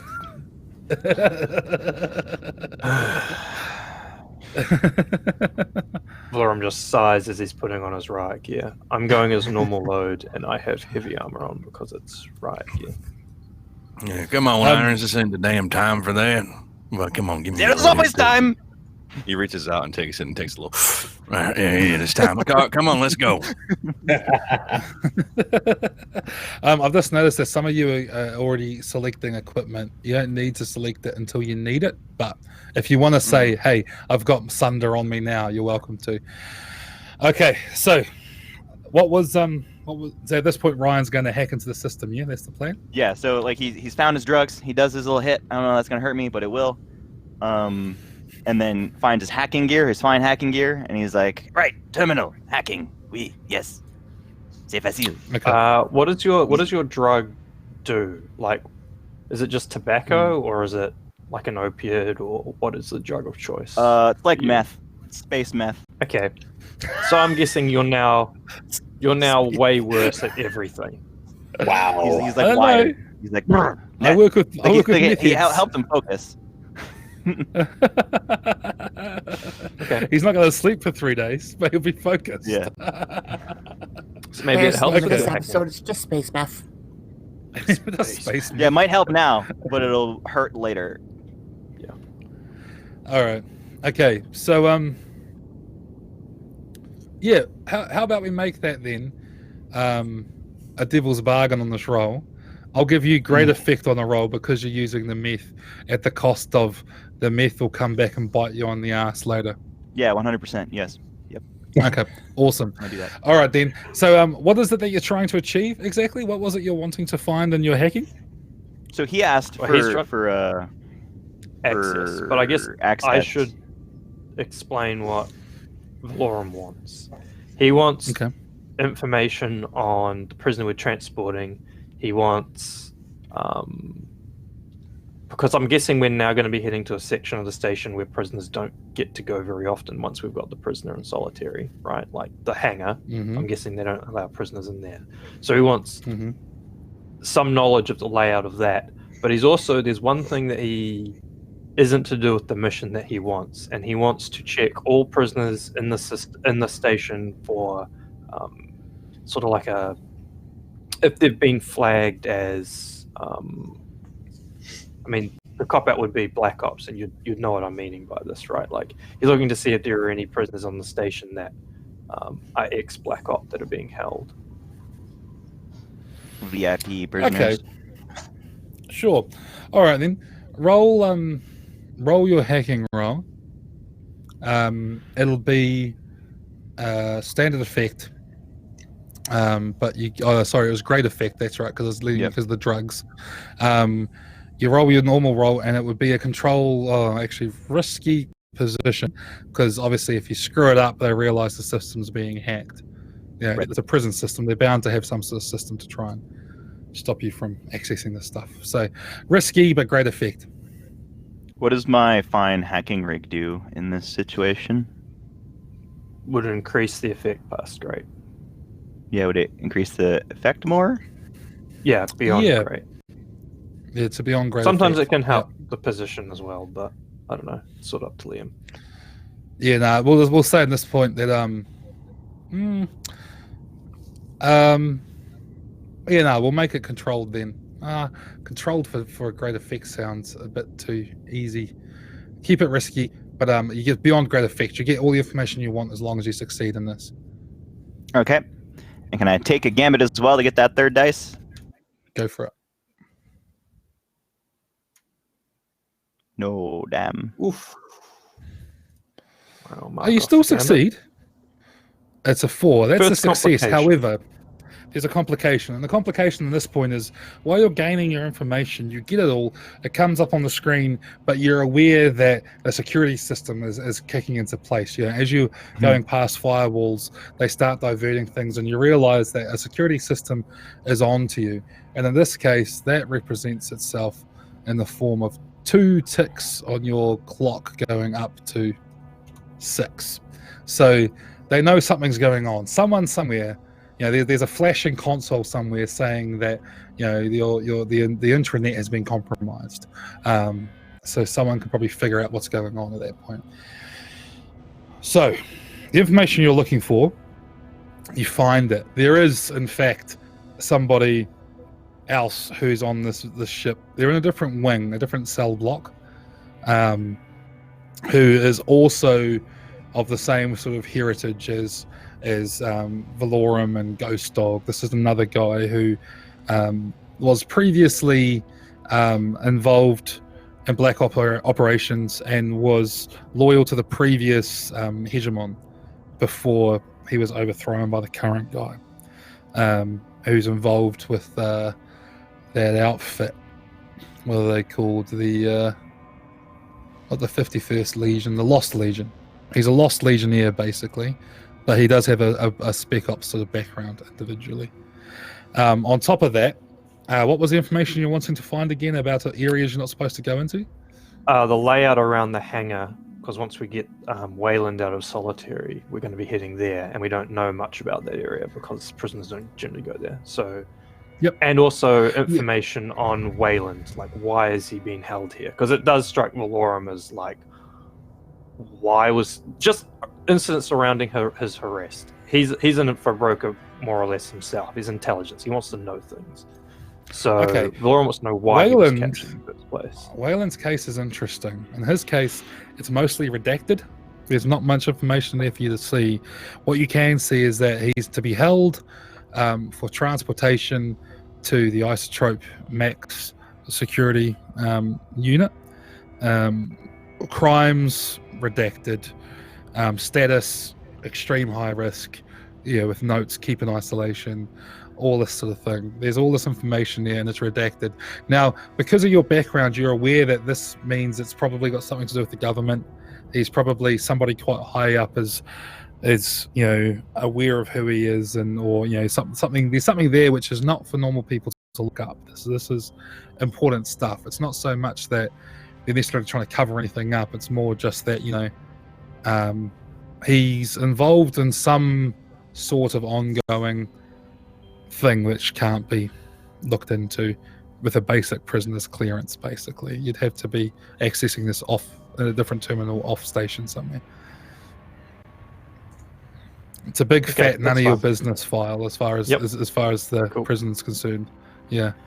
At this point, but he is listed as high risk and dangerous, all that sort of stuff. Yeah. At this point, Valorum turns and points to Celeste, Irons, and Bookshelf, and says, "You three, get Wayland out of solitary. Ghost Dog and I have something else we need to do in a different cell block." And Valorum looks at Ghost Dog and says, "There's a friend that needs to be sprung." Ghost Dog was kind of staring off at a wall because he was not ready for that dose of meth that Irons uses. He shouldn't have taken a hit of that. He turned to him, "You say my name, friend, somebody."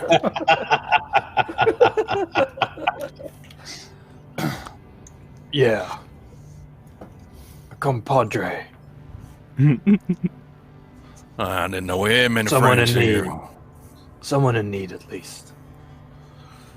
All right. Well, lead the way. We'll see the rest of you at the hangar. And he sort of, through his communicator, he uploads the information that he'd gotten off the terminal to everyone in the party. So like the map layout and everything. So there's no guessing about where we're going. And yes, I did just forcefully split the party. Congratulations. Bonne chance, Capitaine. Give me that sweet XP, Liam. Give me that sweet XP. By the way, if you've made a desperate roll, for those of you who are new to this, if I've had you make a desperate roll at any point, remember to track the XP next to your attribute. On that attribute. Yeah. For instance, I made one desperate roll, and it was a sway, and I've got one XP mark. Resolve. Yeah. Okay. So we're splitting the party. We're going to go with the other three first. Sean's been talking a lot, so I'm going to give the others a chance to shine. I actually do need to So- raise my voice a little bit. Yeah, mate, I feel you. Like me playing I'm going to Verm have to change the it other game. next Other week. Verm, It's going to have to be slightly the less other guy. raspy. Yeah. Yeah. Okay. All right. So the others, you head off. What's your general plan? You're going towards isolation. You know that there's likely to be guards in the area. It's going to be secured. You're dressed up, I'm assuming, in riot gear. What are you going to talk your way through? What are you wanting to do here?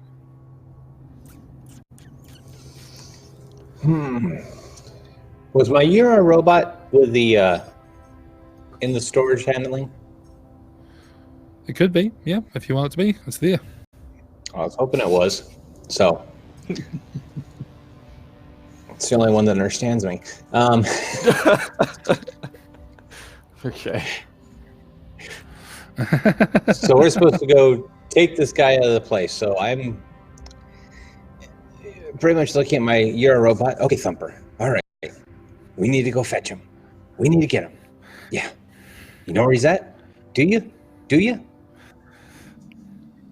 Okay. Now describe your Urbot. It's fine. It's very high quality because it's an Urbot. It's sentient. So give me an idea of what it looks like, and then together we're going to come up with a personality because I'm going to have to fucking role play it. So, Force this one down your throat. It's I was small, kinda right? torn. Imagine like you could hold it in two hands sort of size.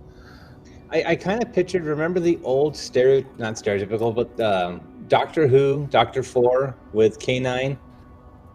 I kind of looked at something basic like that because of flat bottom, could set him on the dashboard of the ship. As he's searching it up right now, he has no clue. Oh my goodness. I thought it was what I thought it was. I just wanted to be sure that I was thinking the right thing. All right. Okay. Yeah, just something simple like that. It's small, but that way you can put him on the dashboard or whatever, and just. Yeah. Okay. So it's not very big, but it's a little dog-looking thing.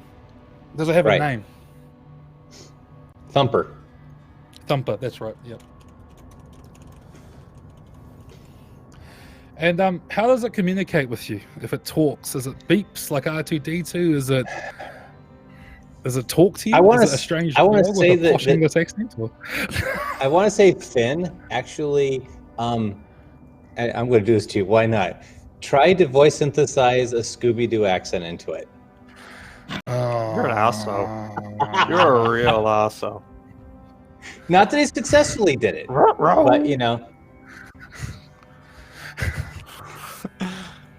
K9 was very high-pitched and squeaky. See, this is the thing when you go, because I'm going to have to roleplay it. That's that you just gave a player like Drake just license to be a dick.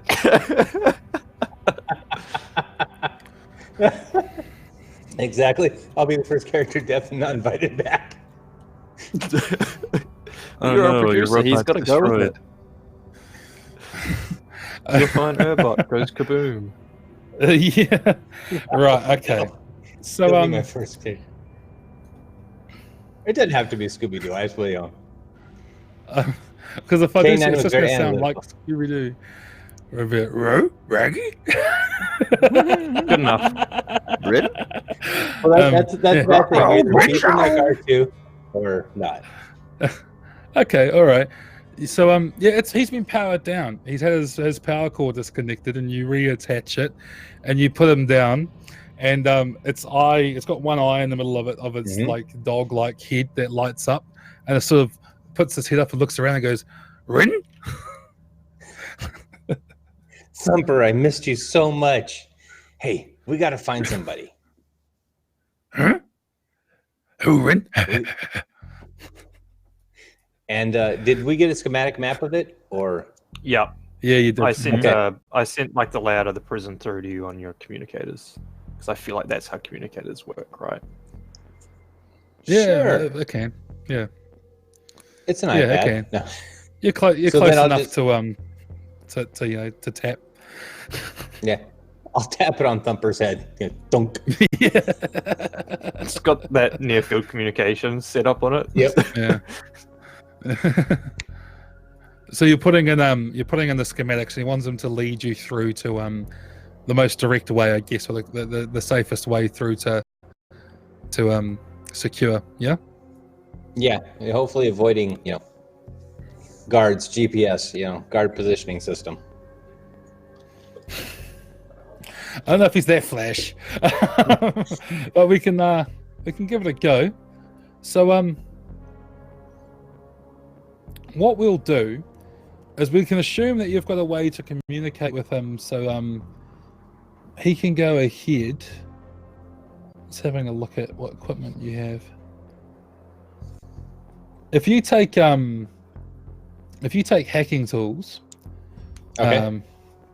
because you've already got your Urbot, we'll assume that like you can see through his eye as he remote controls out ahead of you all, and you sort of move around. And now, what I might have you do at this point, although, that's actually really mean. So you're trying to not be caught, yeah? That's the plan here. At least know what's coming, not perfectly be avoided, but the path of least resistance. Okay. In that case, we're looking at a skulk roll, which I've just checked, and only one of you three actually has skulk.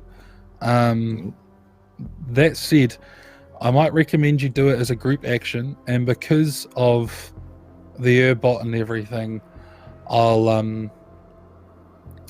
that will increase the effect and lower the risk. So it's going to be risky, but it's going to be great effect because no one notices a dog that's about a droid that's less than a foot off the ground looking around corners and things. So that's helping you navigate through the place. But there is a risk here, and the reason I suggest you do it is, well, you're going to have to do it as a group action because you're all sneaking.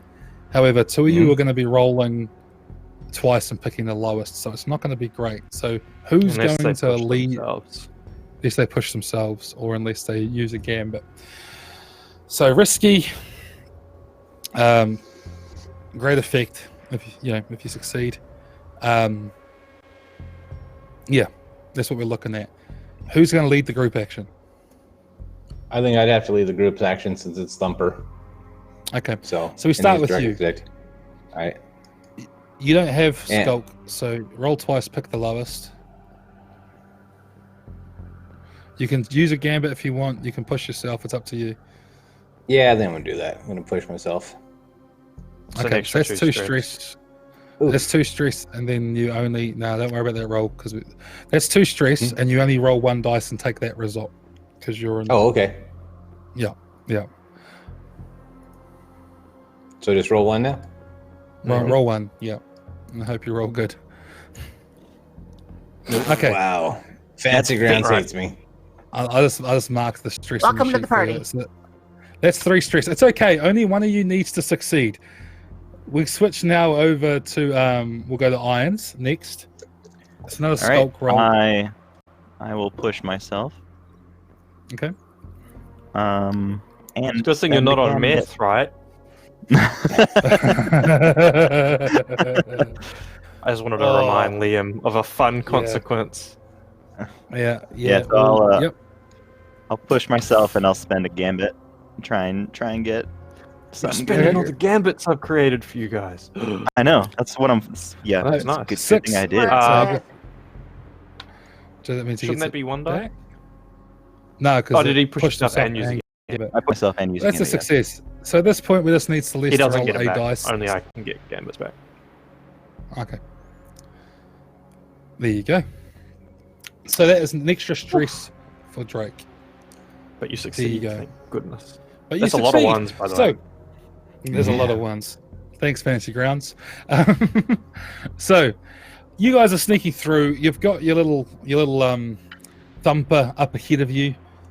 His little antenna tail sort of swirling around as he goes, and he's looking around corners and helps you. A couple times you manage to avoid guards rushing around. There seems to be commotion about trying to figure out the source of the thing. You can tell the way they're talking that there's chaos, that they're asking questions like, have you heard from so and so? No, I haven't heard over the radio. Things are not going great for the prison guards, but you manage to make your way through, and soon you get through the whole prison right up to where you should be to access solitary. Now, solitary, for very obvious reasons, has pretty heavy lockdown protocols, and you're currently at a large sort of bulkhead that you'd have to get through to get into solitary confinement at this point. So, how do you want to get through this door? All right, here's my plan. Can I hack the environmental controls? Because the way you described it before, it was like a corridor and it went around. So I assume that it's sort of like isolated because it's a space station. Every like sector or section is isolated by bulkheads, so they kind of have their own environmental systems. Yes. Mm-hmm. I want to hack the environment to increase to upset the oxygen balance, so that there's less oxygen, more nitrogen, so that they suffocate and pass out. Now, you describe them as having shields in the actual cells. So are they protected from that, or are they in the sort of same thing?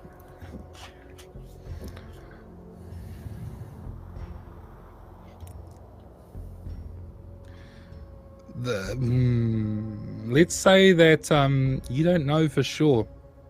Okay, That's well, the I'm still risk. going to do it. That's the risk here. Yeah, you don't know for sure. So what I'm doing is I'm upsetting the balance so that they start to suffocate and pass out. But we're not going to wait around for 10 minutes for everyone to die. They're just going to get loopy. We'll, hack the door open and just like rush by them while they're like regaining their composure. Okay. So I'm basically doing two All things. right. I'm hacking the environment system and I'm trying to hack the door down. Okay, we'll treat those as separate roles. Okay. Yeah. So we'll do the hack for the environment system first. Okay. And then we'll worry about the door. So you're looking for the environment system. Again, it's risky, and it'll be standard effect. And this is a standard roll, flat roll. You're welcome to push yourself. You're welcome to do anything else that can help you with that. Someone could help you. Don't know how, but Yeah, could. well, so my idea is, can Celeste like tell me what sort of mixture would be ideal for knocking them out, rather than just being like oxygen 0, nitrogen 100, which would kill them. Okay. Yeah, if Celeste is willing to set you up with a doctor's roll, she can do a doctor's roll. If she fails, you get it wrong. It's a controlled position, standard effect, right? So there's no real risk unless if she fails, it's going to give you diminished chances, right? Okay. So She gets the mixture wrong because she's not a very good doctor. Yeah. She's not an Hey, we got a whole room anesthesiologist. with sleeping guards because of her. That's And- true. and maybe What's the guy another we're trying room to of save. sleeping guards?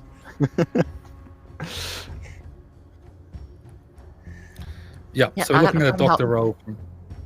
Cool. Set me up. I'll knock him down. 2d6. Then we got a 4 and a 2. 4. That's Okay. a pass. Complication. So it's a success. She gives you a good idea, and I have an idea for a complication. So we'll get around Cool. to that shortly. So yeah, now you can make your roll. She gives you a good idea of what sort of balance you're looking for to not kill these people, just start knocking them out. So yeah, you can do your thing. Luckily for us, this is not an exact science, right? And he starts hacking away at the thing. Ah, 2 3s. Unluckily for you, it's not an exact size. Right, so you've done it. 2 You've 3. done your thing, and you've hacked it through, and you think it's worked. You're not so sure, but you think it may have worked. The interface that you're dealing with isn't ideal for showing the sort of information that you're getting. So you think you've done it. Next, you need to hack through the door or rig it. That's up to you. Yeah. So how do you go about that? So actually, I have a question about one of my abilities. When it says resist the consequences of hacking, I get a bonus die. What does that mean? It means, so Liam will tell you a consequence. You can choose to resist that consequence using an attribute that applies. And if you're doing that, you will get an extra die to resist. Okay.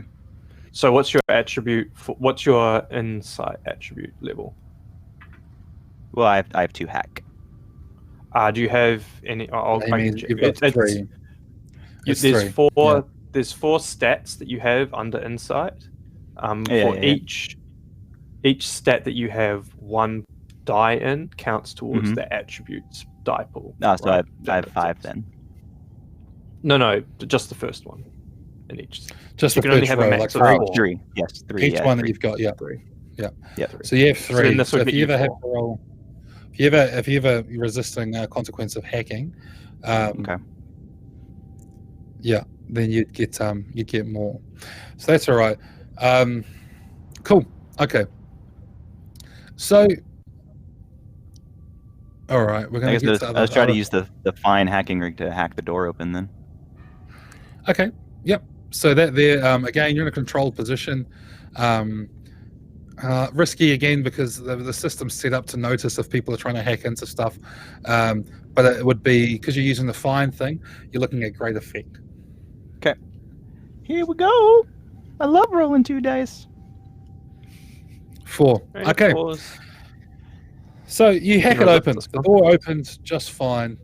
But again, in the same situation as before, you know that the system's cottoned on to what you're doing. You walk in to isolation, and you can hear alarms blaring. You look around, and guards are sort of clutching at the walls and struggling to stay up. And you can tell by the way these alarms are going. These aren't standard alarms. Somebody's triggered an alarm that something's going wrong there. And at this point, the ruse has gone up multiple steps, and we're now at 5 out of 6. So at this point, everyone still believes the place is on lockdown. These guards are freaking out, but one of them sort of like hit the alarm because he could see people are going unconscious and all this sort of stuff. You make your way in there. Guards are falling over. They're not in a very good state. And then you find that the isolated cubes are there. They've still got the shields up, and you find what you assume to be Wayland, based off the description that was given to you by Valorum, who is currently sitting there struggling to stay awake, as evidently the atmosphere in his cell was not isolated from the atmosphere in the rest of isolation. You have this locked sort of shield thing in front of you. There's a control room at the end of the hall. There's no controls here in the hallway to undo them. So you have to choose, do you attempt to sort of break directly through, or do you go off to the control room, which effectively takes more time? It's up to you. I'm going to use my rig to just basically dismantle the door, like basically break the shield rather than try to hack it down. Okay. Is anyone else going to help or anything like that with the rig roll, or do you just want to do it on your own, or what's going on here? What do you guys Isn't got? the only Can two you of them help me there? with the rigging? No, you're with me. It's Irons, Celeste, and U Bookshelf. Yeah, that's right. Okay. Yeah, I actually can. I've got rig and hack. All right. Cool. So I'm gonna do a rig. You two do it. I guess we'll do it as a group action. So you each roll, and whoever either that or one of you can burn a stress and give the other person an extra die. Basically, it's up to you. I think it's probably better off if you do it as a group action because you get more die that way. Yeah, I'll do that. Who's leading the group action? Irons will immediately jump right up. He's heard of this guy, and he's like, "Oh, bonjour, monsieur. Hello, how are you?" Like he's nervous, kind of starstruck. I'll look down at Thumper and go, "Oh, he's a good guy." Oh. Yoda? The other voice synthesizer, yes. Yoda.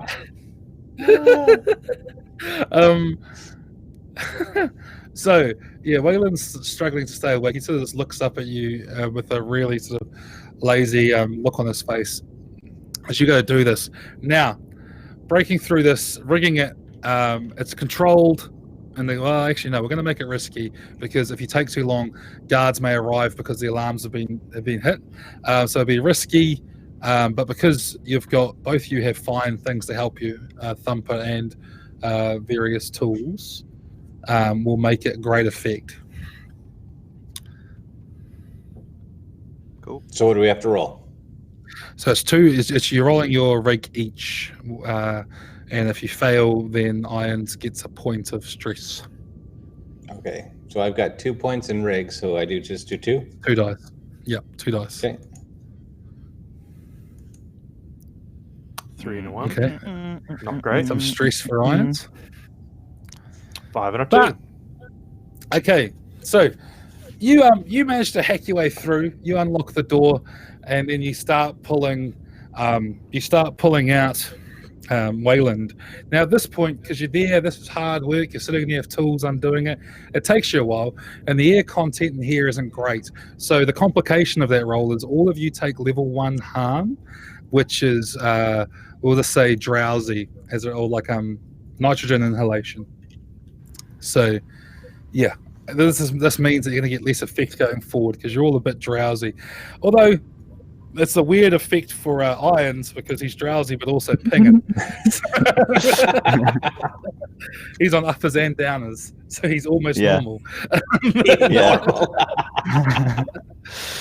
And where do we put that? And you that's under where it says harm on your sheet below stress, and you're on tier 1 is where you want to put it. So for in this instance, taking an action that being drowsy would have an effect on doing that action, you'll have less effect. Yes. So if it would normally be standard effect, it'll be limited effect because you're drowsy. Yeah. Right. So, and then you start to get Wayland out of there, and we'll cut back to you in a moment. So now Black Valorum and Ghost Dog have both made their way off towards the other wing. They've moved through halls, and they arrive at a wing in chaos. This wing's result, their response to everything that was going on, they're a slightly higher tier of security than you guys, is to riot. So there's burning stuff everywhere. The guards have holed themselves up at one end of the room. Prisoners are fighting each other. You guys arrive on the scene. What is it you're wanting to achieve here? There's about 50 prisoners in this room. You've just arrived at the end of one of the halls, dressed up in riot gear. What is it that you're wanting to do here? Ghost Dog turns to Valorum and says, "What is it we're trying to achieve here?"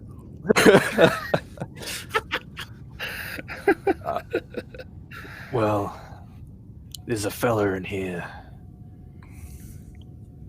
Goes by the name of Cosmic Snake. I don't know. That's a dumb Come on, name. something better. It's a dumb name, but it's his cover name. He's got a better name, trust me. It's just what he goes by in prison. That's why it was so hard to find him, and I had to use the terminal. Right, so this is It's a bad alias, I know. It's a terrible alias. I don't know why he came up with that, but it is what it is. this some kind of compadre, you saying? Somebody gonna bust out of here? Yeah. He's suffered enough. Well, it looks like we're not doing it any sneaky way. Nope. I do got My hand goes to equipment right my. here. I think we're loaded for bear for this. So shall we go bear hunting? Mm. Yeah. Why not? And then I Good just one. quickly, Hey. I just quickly tap the communicator a couple of times to give him like the mugshot of the guy we're looking for. I'm like, should be pretty standard extraction. Guards are busy. It's just prisoners, and to be honest, these prisoners I don't give a shit about. Just that one. Okay. So by go loud, what do you mean? Well, we're in riot gear. There's a riot. We're going to suppress the riot. Okay. That's what we're doing. A 2-man riot squad just going to walk on in there and, Yeah. and take control of the situation. I'm going to pull out. I'm going to kick things off. I want to find a big group of prisoners. Is this guy... Can I find where this prisoner is just by looking in? It's chaos. You sort of have to go in there and like it's chaos at this point. They're rioting. Would this prison have... Oh no, that's... Any ideas, Yog? Because I have an idea for breaking the riot up, but I don't have an idea for quickly finding this guy so that I don't unintentionally give him. Yeah.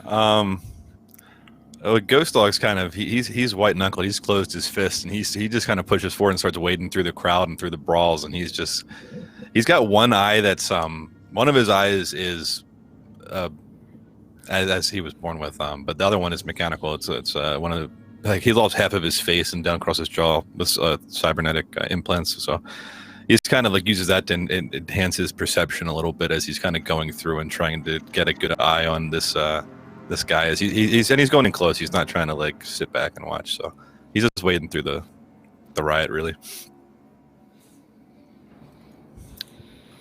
Okay.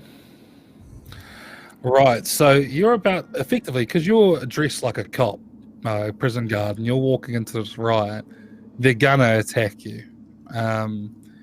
However, because you're muscle, you do have your unstoppable feat, which I might recommend you do, in which case you can push yourself and allows you to engage a small gang on equal footing in close combat. Because at least you're planning on shooting at people, they don't have guns. So yeah, that's exactly what I was intending to do. If it came to that, I'm going to use that feature to just take out as many guys as I need to or that it will allow me to until I find this dude. Yeah, well, when you walk in, we're talking we're talking guys, they're in high-vis gear here, bright orange jumpsuits, and, a lot of these guys are ripped. They've got nothing to do but sit there all day working out. We've got gang tattoos. We've got all sorts of stuff. In the background, you've got the clear roof with the bright white sun sort of illuminating this riot of burning toilet paper and all sorts of shit. They're just wrecking the place. They've pulled out various weapons. They've torn up chairs, and they're rioting, and they know that they're having a good time until, the prison gets secured, and they're making the most of it. Just being, making the prisoners' guards' lives miserable. And then they see 2 riot officers walk into the room, 2 to face the 50 of them, and the nearest group sort of see you smirk, and led by this large Xenos guy, just come running at you. And they're armed with, like I said, ripped up chairs, shanks, this sort of improvised weapons, and they're running at you. So, what does Ghost Dog do to these guys that are approaching him? Well, he got one of those. You described it as something like electric baton earlier. Anyway, he's gonna whip that out, and he's just gonna hit the first guy just right in the side of his neck, and just start clobbering these guys as they come at him. Okay, right. So we're looking at risky, and because you basically what it would have been limited effect and desperate, right? Because they're outnumbering you, but you've leveled it out, so it's risky, standard effect basically as you start carving your way through this group. We're going to make this group a clock as well. Basically, we're going to put a clock here, quell the riot. Okay, it's going to be a 6-piece clock. Going to put it on the Cerberus sheet. So yeah, Riot. basically whatever you guys do to quell this riot is important. So 6 things. These guys are attacking you. They're coming at you. You're welcome to push yourself. You're welcome to use any other equipment to help you or anything like that. As it is flat, you're looking at a scrap roll. Scrap roll, and you're looking at risky, great effect. It's pretty obvious if you fail, what's going to happen. You're going to take harm. So Okay. And I'll push myself to use that feature Unstoppable Force to yeah, that's what So levels it out. So that's 2 stress. okay, 2 stress. And would that be 2 scraps? So would that be 2 dice for me, or would it be 3 because I'm using that feature? Be 2. Okay. Because all that did is leveled out your position. Gave you an equal footing. So that the amount numbering you doesn't make a difference, basically. 6. All right, yeah. You go in there, they come running at you, and you're just fucking, you've got this thing down, you smack the Xenos guy in the throat, and it zaps him. It's got a built-in taser. So you crush his larynx, he gets zapped and goes down. And then your other arm goes out, you grab a guy, headbutt him, and then you bring the mace down on another. And this crowd's just like, what the fuck? That's 3 points towards 3, not 4, 3, towards your clock of Quell the Riot. You've just come in and brute forced the absolute living shit out of this first group as you just start swinging this thing around. He's doing that. What's Valorum doing? Was that a risky roll? Was that a risky roll that he did? It was. So you're getting a gambit. Yeah. Cool. Hey man, I'm supposed to be audacious. Valorum pulls out a detonator, which is highly illegal and extremely explosive. All right. And he arms it. So you see, I guess you'd see this like solid, I'm going to say it looks like a stick of dynamite. Like it's just a big stick. And he flicks the red switch off the top, and the light goes from red to green, and he's got his thumb on it, and he holds it above his head, and he just yells, "I'm not here to cause a bloodbath, but I will if you make me. I'm here for one person. Get out of my way." I'm trying to convince them that I'm fucking crazy and just stay away from me. Because I've got a massive explosive device that I'm rigging that if anyone touches, I'm going to explode it. I'll back him up and I'll yell out, "If your name ain't Cosmic Snake, get the fuck on the ground. And if it is, you're coming with us."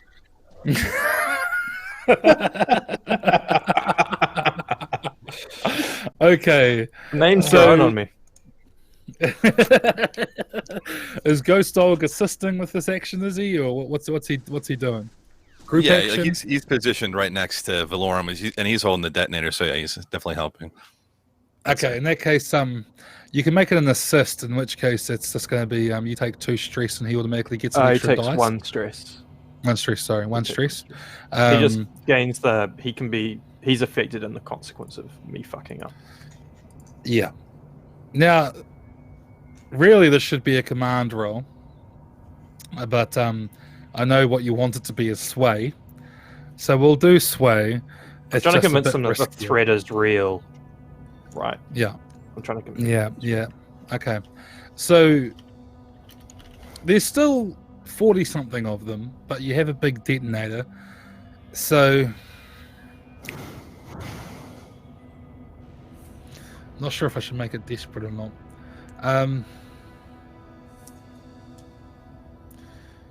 Yeah, fuck it. We're going desperate. All right, it's desperate, but great effect. Okay. And we'll make it a consort. It's all about what the scoundrel's supposed to be doing, and I'm going to spend a gambit. Yeah. So that's 46. It's a 5. Okay. Whew.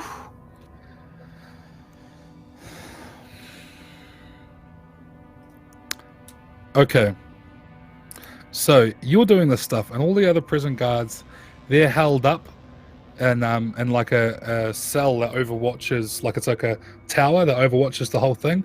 You pull this detonator out, and everyone clears the way. And there's one guy who stands up. He's quite sort of skinny and hawkish looking. He's shirtless, and all around his torso, he's got these tattoos of snakes as this wrapping around him, and he's got like stars up his neck and up to his ears. And he's just sort of, he's got the top half of his overalls tied around his waist, and he sees you, and he's like, maybe this is my boys from the Lost Legion here to break me out, so he's just coming up to you.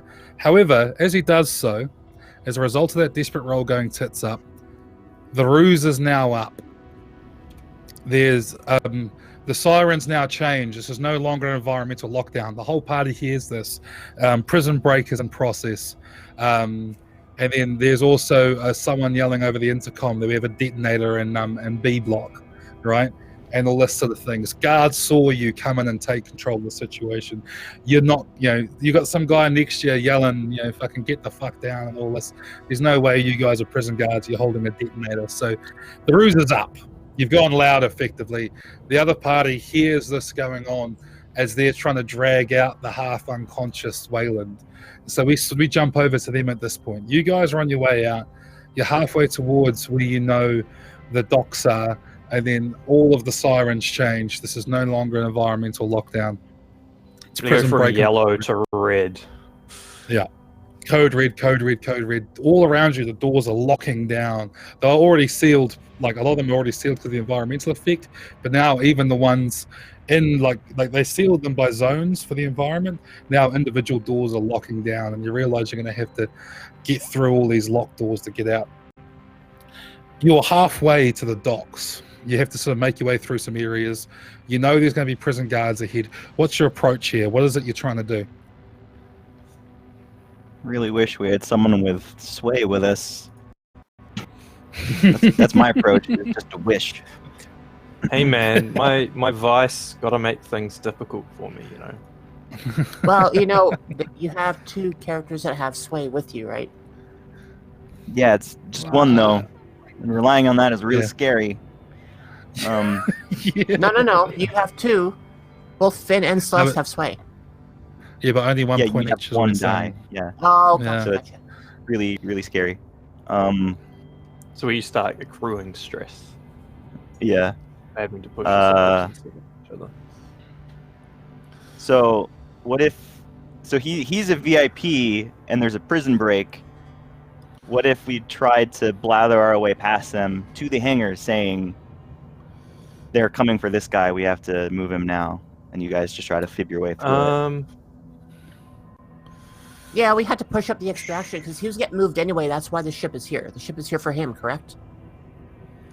So we could have a flashback where Valorum provided you with some forged documents, because I get those as a free item essentially, where I provided forged documents, and those forged documents were emergency transfer papers for the prisoner in solitary.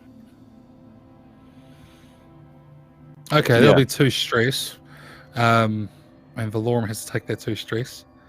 So we have that flashback to when you're all in the we're all in the the armory, and he quickly pulls up some papers, does the editing he needs to do, uses the armory printer basically to print them out and hands them to you.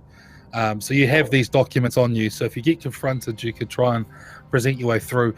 You're still pushing it a wee bit because it's lockdown procedure. Normally you'd lock down and secure in place, but it's feasible enough that it might just work. Like it's certainly daring, it's certainly crazy, but it might just work.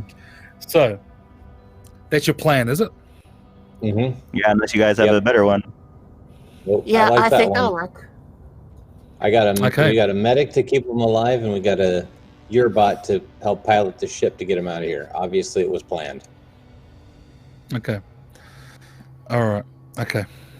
So you guys come running through. You run into like a basically, you're now going through parts of the station you've never been on before. You're going through like where the guards live, like their mess halls and things, their barracks. You're moving through there, And as you're going down this hallway, you get stopped by a bunch of guards in armor, and they're like, halt! What's this? We're in lockdown. Why is this prisoner moving? Right? And now we're going to have to go to this way. Now, if you both want to be rolling this, or you all want to be rolling this, you're effectively looking at a group action here to make this work. Okay. So who's at least one of you wants to try it with just one dice, or maybe taking a gambit? It's up to you if you want to risk it with two. It's one of those things where the more dice you roll, the better. Yeah, roll one, have one of us assist, and then use a gambit for 3 dice in total. Yep, you could. Yep. So who's going to be doing the rolling? Who's doing the assisting? The assist The has to be ones for were someone hot who with can- me earlier. Yeah, I was thinking Okay. as well. So, I mean, so it would be logical for Celeste to be there to make sure that he was sedated to get him to the ship.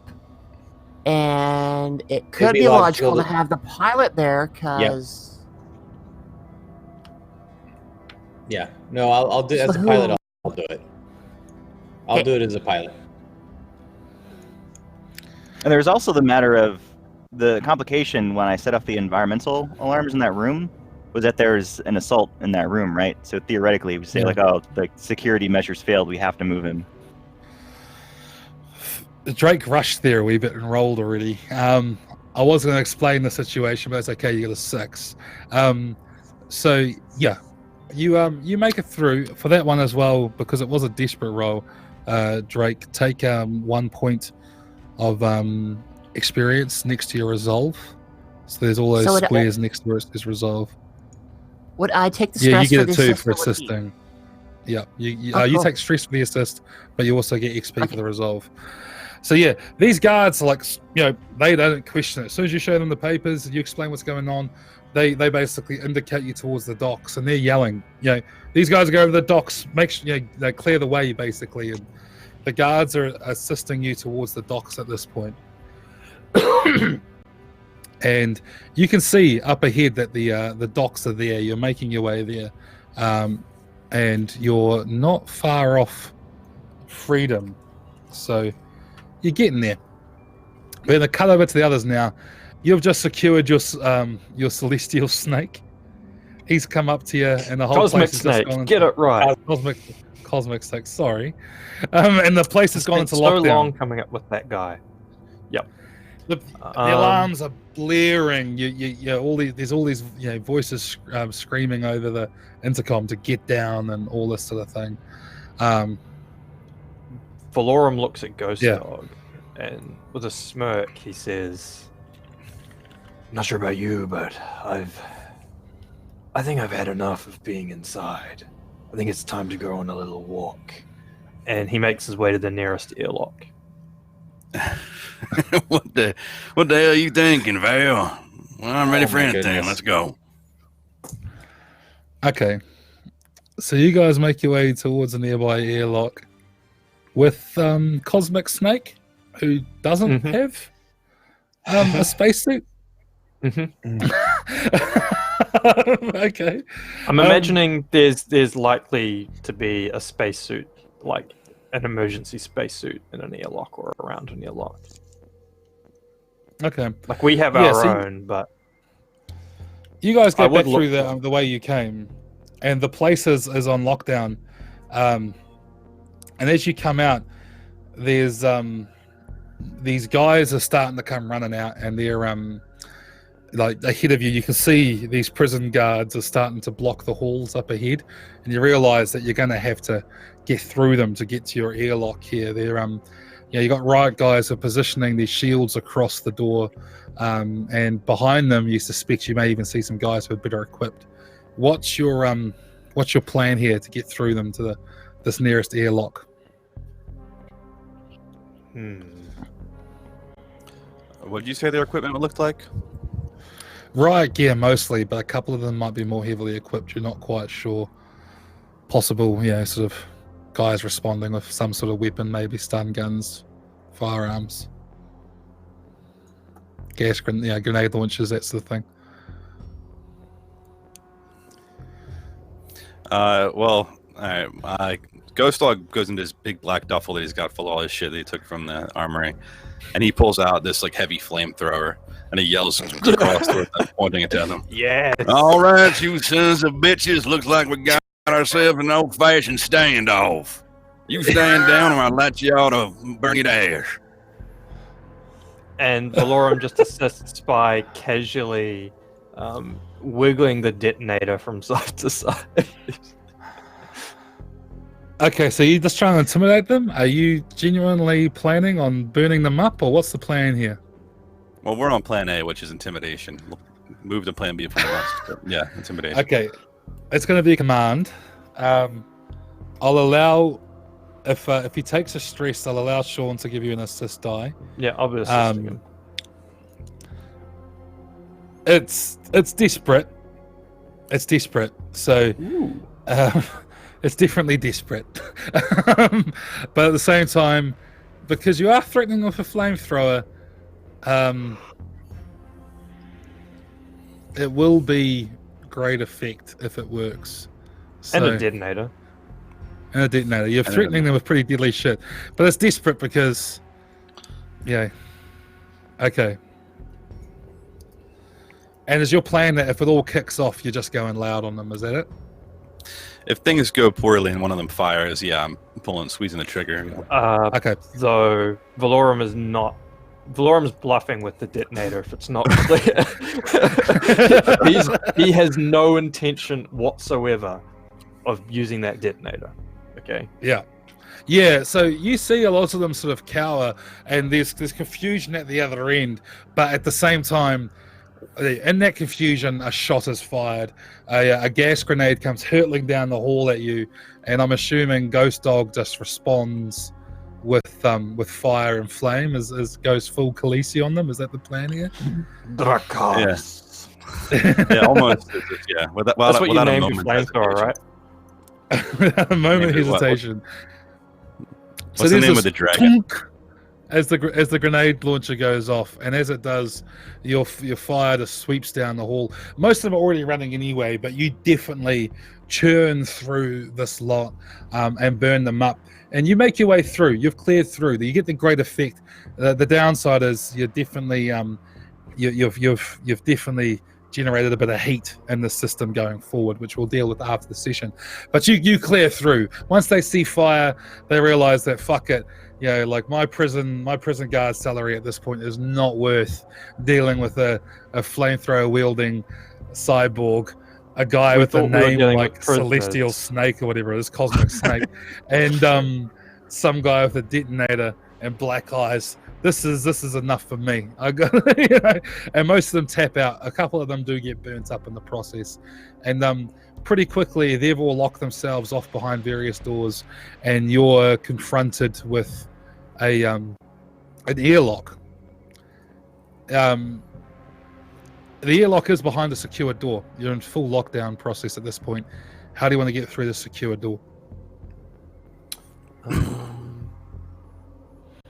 Knowing about Val's skill set, does he know hacking or rigging or anything like that? Or is... He can rig. Okay, not very I have well. one rig. That's it.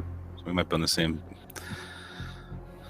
Yeah, just be trying to short circuit, like crack the hydraulics, sort of cause the door to just leak open, the secure part of the door anyway. Okay. You're just going to do it on your own? You're going to do any assists, group action, anything like that? I think this is probably a group action thing, right? Yeah, because I could rig as well, so I'll assist him. Repair Or do tools, whatever. do they count as like rigging stuff? Hacking tools, repair tools. Hot splice consoles, hammers, welders, screwdrivers, wrenches, batteries, chargers, spray paint. Yeah, no, that'd work because I noticed that the actual guy that has this rigging stuff doesn't have a rig tool, so it must be the tools you need. So yeah, Otherwise it'd that be would hacking work. tool. Yeah. Okay, so you can rig it. It'll be a group action, so you each roll your 1 dice. And who's leading the action? I'm starting to get quite low on stress. I've got 3 boxes left. I'd rather not. Yeah, I'll lead the I action. don't know what your stress is like. Okay. So is Okay. it 2 stress to start with? It's a stress for Stress everyone for that every fails, failed including roll. yourself. Okay. Yeah. Yeah, I'll do it. Now, there's a risk here that if you screw this up, you could potentially jam the door shut. So there's a risk. It's standard effect. So you're each rolling. There's complications that can come down from this. Do you want to go first? Okay. So it's just Just one die. It is just 1d6. Yeah. Okay. Mhm. Beautiful. Ooh. That's one stress. See, How's now those I'm gonna, gambits looking? now I'm going to use a gambit. Outlast Okay. gambit. No, it's not actually. It's our second to last gambit. Right, 2d6. 6. Ooh. Yeah, you're sitting there, you're twiddling with it, and then the door opens, and you encounter the this airlock, and sure enough, in there you do find some basic some suits. You get them on, you get through the airlock, and before you know it, you're out, and you're on the outside of the space station. I'm assuming these spacesuits have got magnetic boots. Make sure you've ticked off spacesuits in your inventory. Yep. Assuming they've got magnetic boots, and you start making your way around the outside of the vessel. I'm assuming here you just want to walk around towards the docks. Is that your plan? I'm on the communicator, and bookshelf hears a little, and Valorum comes on, and he's like, "We had to take a detour. Got a little hot in the corridor, so we're gonna need a pickup if we don't make it back to the hangar. We're on the outside of the station by Block D, but we're making our way there." Super casual. Yep. All in a day's Now, work. Oh, we've got we- one extra. we cut to the other guys who are coming towards the docks. They're being led through. They're being pushed through towards the docks by the guards who have been told, there's emergency here. We're doing an emergency extract. They're carrying the mostly unconscious form of Wayland as they make their way into the main hangar. And as they get there, there's a bunch of guards standing around, and amongst them is quite a tall, heavily armored standing guy with a rather large sort of blaster in his hands. In the docks, sirens are blaring, lockdown procedures in place. There are guards around the place making sure that no one's going to, because the docks are the obvious place to go if you're escaping. So lockdown procedure is in place. There are guards everywhere. You can see a ship laid out. It's a red ship with grey sort of details. It's got large sort of wings. It's very angular, aggressive looking. It's sitting there with a ramp open into its underside, and behind it is the shimmering blue glow of the dock's sort of shields that allow you through, like the dock's lock. Standing there in front of the ship, or between you and the ship, are several guards preparing to receive the transfer, and this heavily armored individual. He's well over 6 foot tall, heavy armor, wearing big, massive blaster standing there. And this is the unmistakable visage of a pretty professional looking bounty hunter or a mover, someone who does things just like you. This is like a bail bondsman or something like that, who's here to move the guy. And you come running in with your man. What's your approach here? Monsieur Bright, I hope you have a plan. This is your part. Blythe, he's still recovering from you heavily drugging him the way you did. He's not really in a position to talk his way through anything. This is all on you. Oh.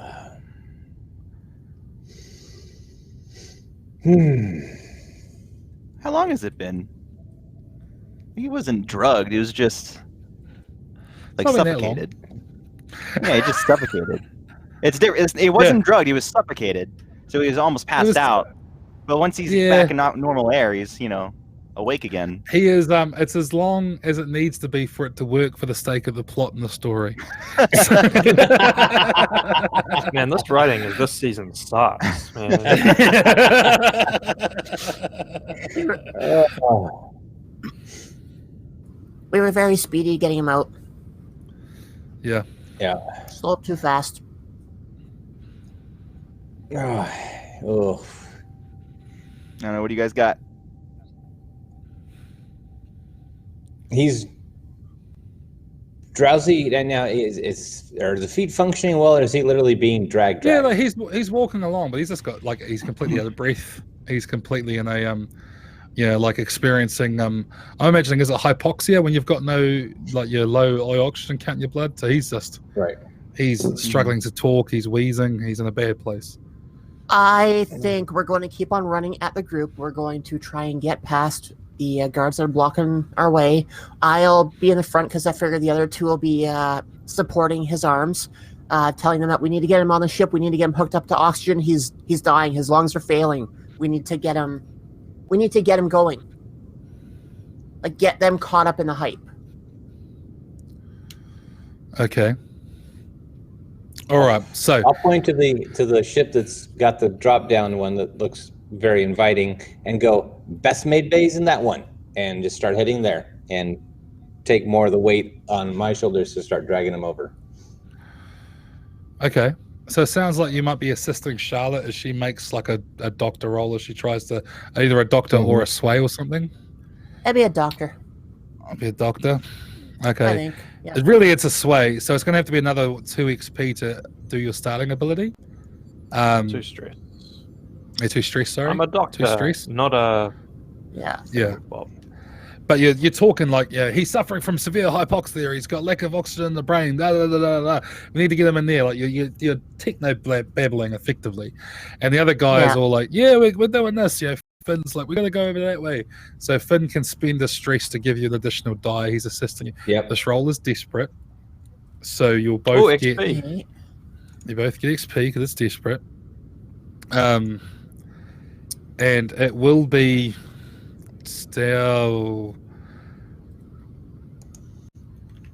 It'll be limited effect. However, limited effect because you're dealing with a bounty hunter who's not just going to let anyone go onto his ship, right? Like he's been paid to get this guy from point A to point B, and he ain't here to screw it up, But we'll do a devil's bargain. He's already seen who it is. We'll do a devil's bargain, right? I'll raise this, right, to standard effect in return for they get a good look at your face, which increases your heat more after the session. They get a very good look at all three of you. They're already going to know who's escaping anyway, but the bounty hunter is the one that's getting a look at you here. It's not just about the prisoners. It's about this guy being like, you're the ones who fucking bullshitted me if you screw this up. Yeah, we'll do it. Well, it happens. Can I take it all on me? That's the thing about Devil's Bargain. It happens regardless of Yeah. success or Yeah, it failure. happens regardless. Can I take all that heat on me? Save them from it? No. I mean, like, it's literally it's a give them- group thing. Okay. That's a group thing. So you will gain more heat, and this is going to have consequences with the crew he comes from, like the faction he's associated with, but it increases your effect here. You're rolling 3 die. Take a gambit, you can make it 4. Do we have any gambits left to take? You've got one left. Anyone mind? Go for it. If you get a 6, it's all good. If you get anything but a 6, this could turn real messy. But 4 dice, it's good odds. Come on. Yeah, Liam, well, we've you been, can do we've it. been here before with encounter with the diet, this engagement roll, and it's been 1. Yeah. So We know fantasy grounds. Come on. You've You got ready? this. So you take- 46? 46 if you spend the gambit, yeah. And you take the devil's bargain. Are you taking the devil's bargain? Yeah, we're taking it. Mhm. Yeah. Yep. Yeah, we got a 6. Oh, look at that. Nice. home and hosed. Right. So you guys start bullshitting, and the bounty hunter goes to step forward, and one of the actual guards turns around and starts going, look. He starts talking to the bounty hunter. They start having a quiet conversation, and you get onto the ship. You're now on the ship. You're up there, And I'm assuming once you get on there, everyone's rushing to their particular places, right? Everyone's rushing to sort of. Waylon gets tossed into like a box or something. I don't care anymore. You know? He's like, "You're done." You know. I would take Waylon down to the med bay, get him hooked up or something, get him strapped down, secure. Okay. All right. And what's Finn and Irons doing? The first thing Irons is going to do is try to take control of the ship. Like if it's locked down or anything, immediately release the controls, whatever he has to do in order to get Finn control. Okay, yeah, you'd have to hotwire it. That's a good idea. I didn't think of that. Thank you. You got to stop opening your mouth. You know what? That's what I'm hoping Thumper helps with too, because I'm gonna put Thumper on the dashboard and let him start doing his magic. Okay, well look, it's going to be a hack roll, and because of Thumper, you'll end up getting it's still risky because you spend too long in there. The bounty hunter's going to come and see what's going on, but with Thumper, it's going to be great effect. All right. Okay. Could Bookshelf help because he knows ships? So could he be like? He could if he's willing to spend an XP. He can give you an extra dice. Stress. XP or stress? Stress. I keep saying it wrong. Yep. Hey, I'll sit there and start pointing. No, not that wire. That wire. That wire. This one. That one. Go here. You shut up! I know what I'm doing. Generator. All right. So that's 3 dice hack roll. Yep. Here we go. As the guy grabs a couple of wires. Are you on drugs? Again? All right. That's a success. It's a success, but there's a consequence, and that is that you're sitting there hacking things. You're trying to get it going. Oh yeah. He's sitting there hacking things, and as he does, he can't help but look, and he pokes his head up out of the like sort of like out of the cockpit to look, and as he does, he sees the bounty hunter turn, and even though he's wearing a helmet, he can tell by the way the guy's instantly running, like full Tom Cruise sprint, right? The way he's running towards the ship is he knows you're in my cockpit. That's not the mid bay. Yeah, like he's running and he's coming at you. Whoop, can hit that button, close the ramp. But you have control of the ship. At this point, you have one more hurdle or two. You have to pilot your way out of here and away from the prison, the prison. And two, you got to get past the lock, which is currently here in front of you.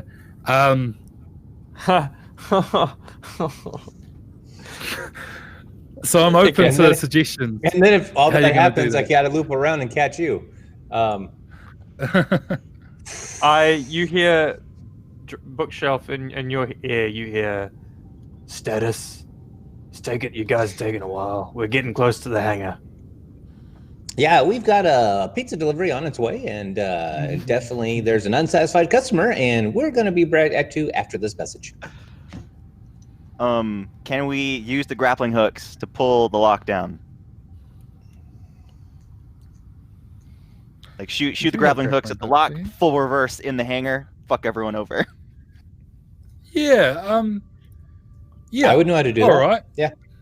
Yeah. Okay. Yep. That would be whoever it is who's operating the weapon system is going to have to make a scrap roll, basically to, or is it helm? You can use helm because it's a ship system. Yeah, ship system. So either helm or scrap to aim and shoot at basically because it's like a shield.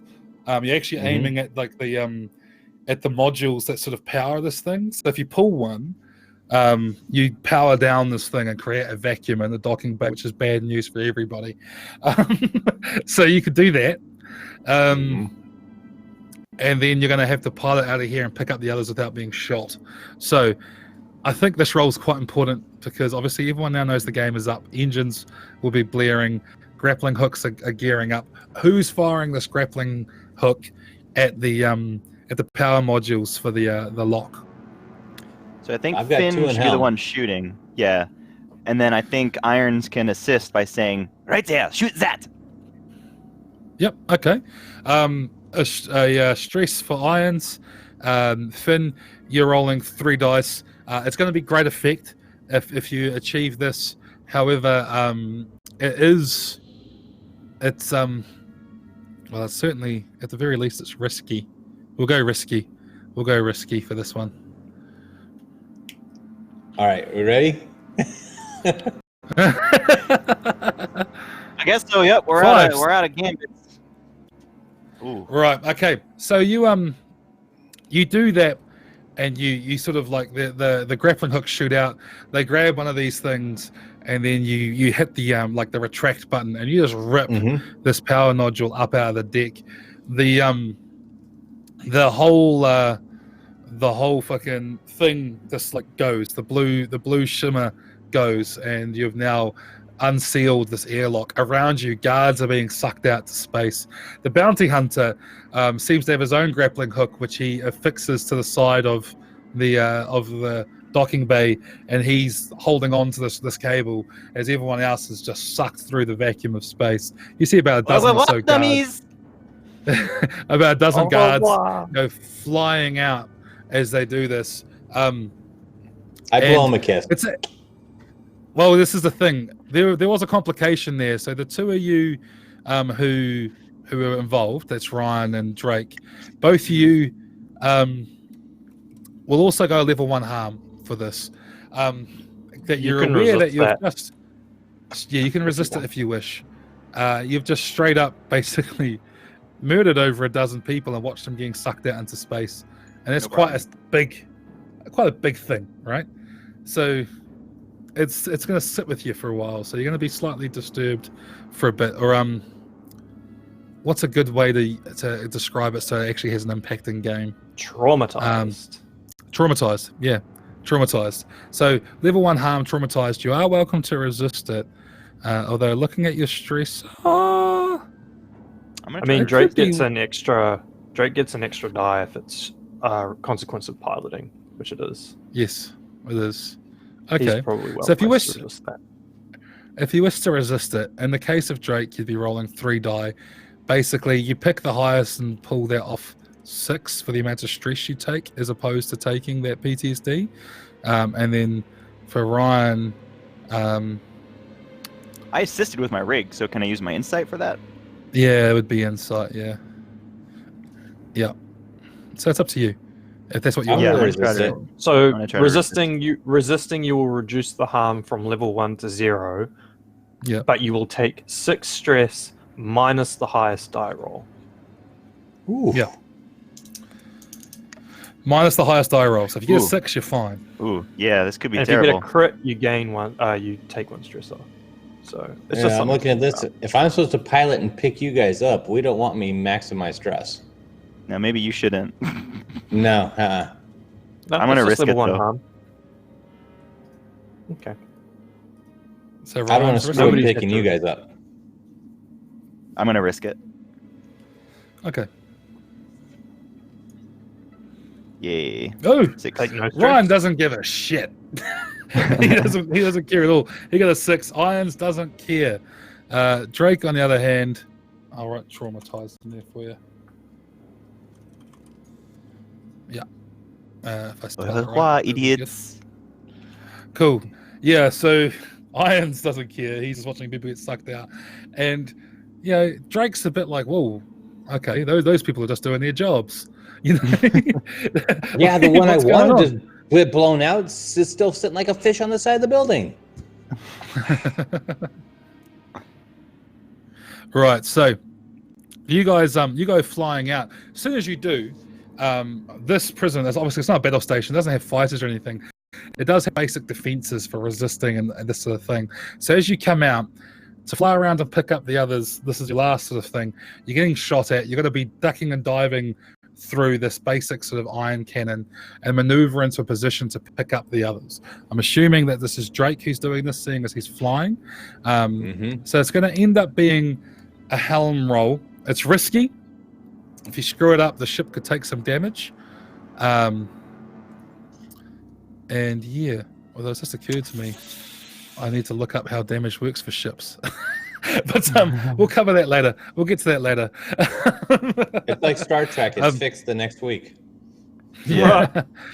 But yeah, there's you can also resist damage taken to the ship, which is call sign Lullaby, by the way. You're in a ship called the Lullaby because this badass bounty hunter had a real cheesy name on the ship. And, and he comes, this ship is good. It comes screaming out. You're out in space. All around you, you've got people freezing and dying their last in the vacuum of space. And then shots are coming in. I need you to roll a risky standard effect helm roll, please. Can I set him up by rigging the engines to get some extra juice? Maneuvering Sure. thrusters. Yeah. Yeah, all Juicing right. up the Yeah. maneuvering thrusters. So Now, to it says set I up, have pon- make it. It says I have potency on all speed-related rolls. What's that get me? That increases so it to the great effect effect. increases. So it'll be great effect. So if you succeed, you manage to dodge everything. So the setup could be Like, making really the well. risk less. 'Cause Yeah, I'm Yeah, gonna try to make set the up- risk less. Okay. All right then. So it's a rig roll. And if you get a negative, you'll take some form of harm as you short something and it zaps you. So that's Okay. the consequence. Then I shall also push myself. 2 stress. Added those for 3 dice. Let's see what happens. Yes. 6. Cool. Okay, so it's now Is that controlled. risky? It doesn't really matter now, I guess. Because, because you're going to reset. But yeah, it's now controlled die. It's now a controlled great effect situation. So just don't fail it really. So And just you're 3 dice, rolling right? helm. Right. No, Or it's just 2. your helm roll. Oh, I've got you get up for 2. speed. Yeah, okay, yeah, two. Unless you push I- yourself. But I mean, I guess we could be like use the gambit that just got generated by iron. Yeah, okay. Yeah, that's a good Yeah. idea. Three So three three. dice. That makes sense. That's what I was thinking. Last dice Okay. roll. May as well use it. Okay. Cool. 6. Through a hail of fire, those of you who are stuck on the side of the ship, they see this ship come screaming around the side. It's dodging and ducking and weaving through everything, then it sort of slides sideways. A rear hatch opens, and you're able to get into the back of the ship, and then it flies off into the nothingness that is the Holt system.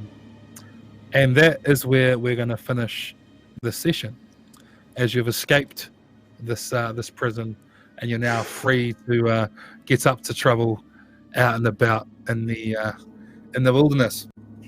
Now, there is going to be some complications in regards to heat, all that sort of stuff. I'll take care of that off camera. What we will do on camera quickly is we're going to go through and do experience with everybody, so we all know where everyone's XP is at. So we'll start with the ship. I'll track it. You'll track it? Cool. You executed a successful extraction operation of the capture of a bounty. I think you actually extracted I 2 think we people. did that twice. Yeah. That's 2 XP.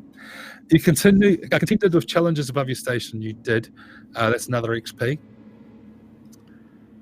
Your daring, I'd say that was quite daring. So you bolstered your reputation quite significantly, actually, running in and stopping a riot at one point. Opening I think that's doubly. I vacuum. think it's doubly daring. Yeah, I think that's it was 2. 2. That's 2. And you expressed your goals, drives, or inner conflict or essential nature of the crew. We established did things, that? didn't we? You did. Okay. So I'll give you 2 for that. So you're already pretty close to leveling up the ship. One off. One One way off. to Leveling up. Now we'll go through each of the characters individually quickly. So Charlotte, I see you've already gained 3 XP from Desperate Rolls. Yeah, sorry, I was muted. I got a question. Yes. What sure. would be considered contended with challenges above our current station? Is that because we're prisoners and now we're not? No, It's tier. you- It's you usually have a tier rating. related. Tier rating? Yeah. So that was a Okay, tier so 2, and you're tier 1. Ah, So we got 1. Yeah. Because there were only 1 above us. 1 XP. Yeah. So it's like we could. Yeah. Anyway. okay, and that's in the book somewhere, right? I can read up on that. Yeah. Now, in your case, looking at your sheet, Feel free to Charlotte, argue the toss, though. You can always argue the toss. you addressed a tough challenge with insight or compassion. Do you think that accurately describes any of your actions? You're pretty I think compassionate. the You stand there compassion. guarding the throat. Well, the insight. It is Insight. insight. There were lots Yeah, of I don't times where know it if- was. Go ahead. You used think, doctor a I few think you, times, you, so yeah, that's 2 points. and a lot of that was to do with like a situation that you're not really going to be using doctor in. Like you having to look at the situation and go, think about it, and be like, well, I had to apply my doctory stuff here, so Yeah. that involves insight. Right. Okay. You expressed your beliefs, drives, heritage, or background.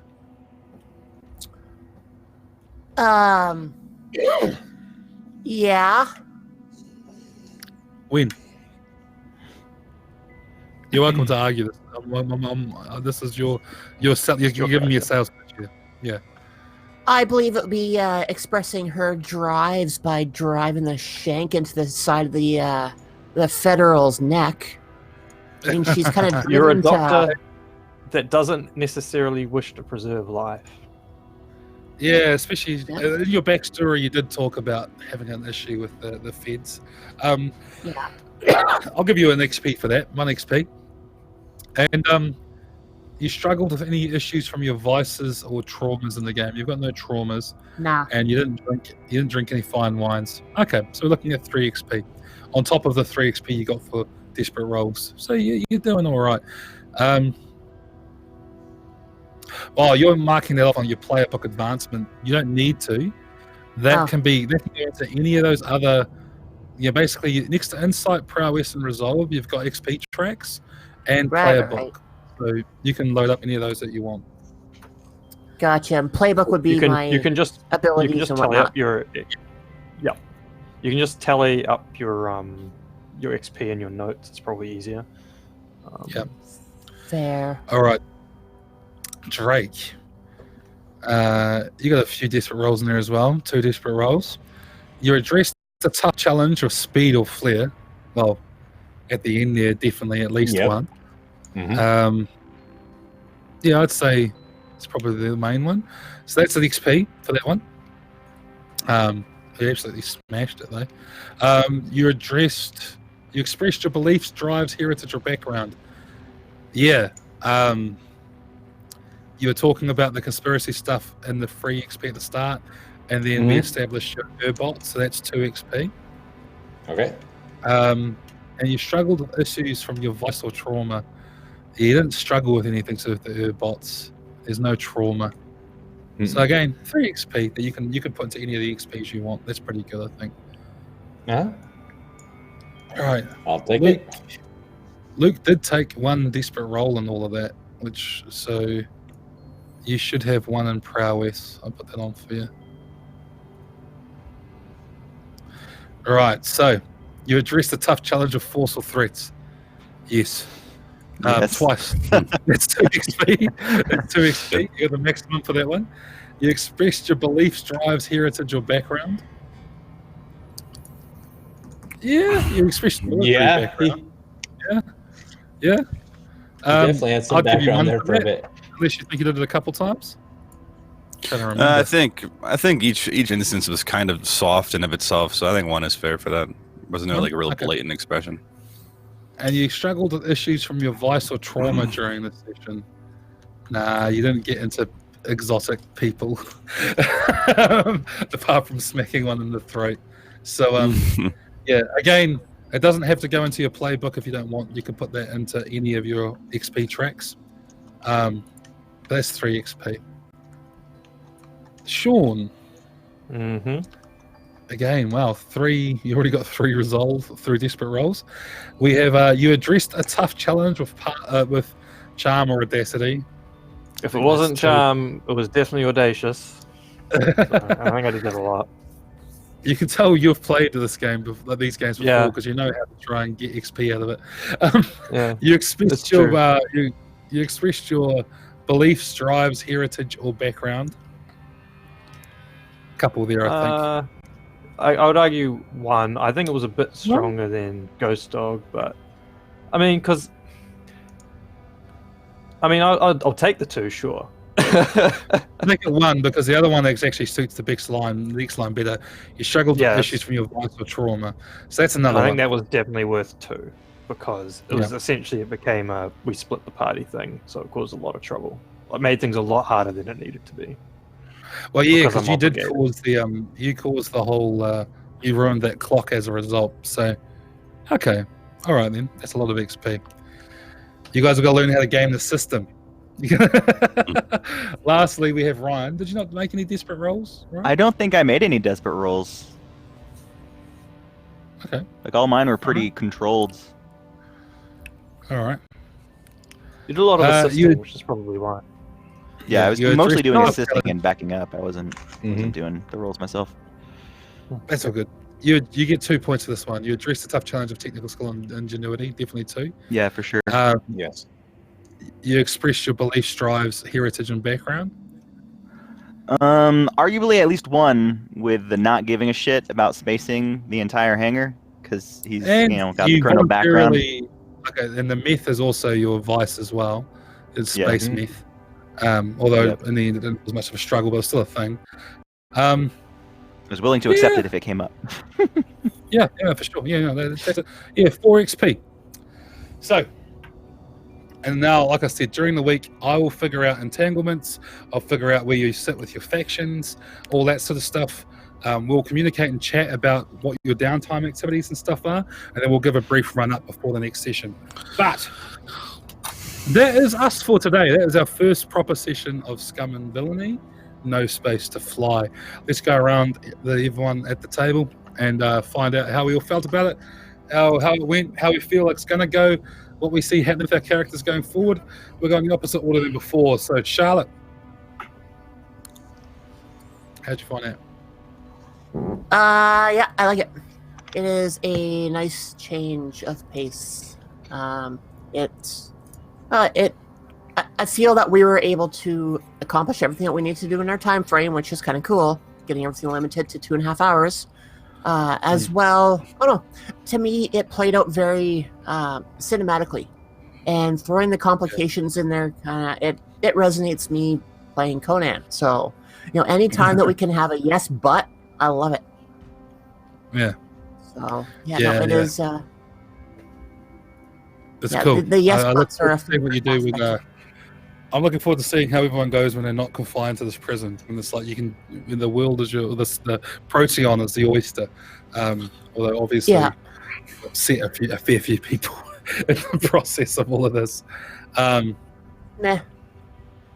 Yeah, it's going to suck being away for 3 weeks and not have my character gain XP. We'll have to work something out on that one. I mean, it's only fair. I'm going to get married. It's a wedding present. The good thing is the crew upgrading, like the crew getting a lot of XP upgrades everybody. It's great. Yes. It's Yeah. wonderful. Yeah. Yeah. We'll cross that bridge when we get there, Charlotte. Try to scam XP already. Jesus. And where can people find you if they're looking for you? If anybody wants to find me, you can find me on Twitter for the most part at Foxfire22, FOXFYRE22. Sending out a lot of tabletop role-playing game things, whatever else catches my eye. You can find me here on Encounter Roleplay, obviously at 11 p.m. Eastern on Saturdays. You can find me here at 2 p.m. Eastern on Thursdays, GMing Conan. 2d20 system by Modifius, as well at 8 p.m. on Thursday here, playing Nibiru with Encounter Roleplay, Clark Accord. Drake Finney, he is with us there as well, except for this week coming up. He's running off to let some kids graduate or something. And Stefan TJ. And also, I am now kind of taking over the management of the Encounter Roleplay Discord to get that organized, get people in there, get people talking, get people learning about what we do, the games we play, the crews we are, all of that fun stuff. So I will dump that link into the Twitch chat here right away. You seem unimpressed. Like you're just kind of... Fuck, we got places to be, woman. Shit. I can't stop doing things. the humble braggings. The humble braggings. Are great. I'm enjoying it. Like, and I'm also. Luckily, in charge the next of person we're Discord. talking to is a loser who's got nothing to promote. So, sup, Sean? How you doing?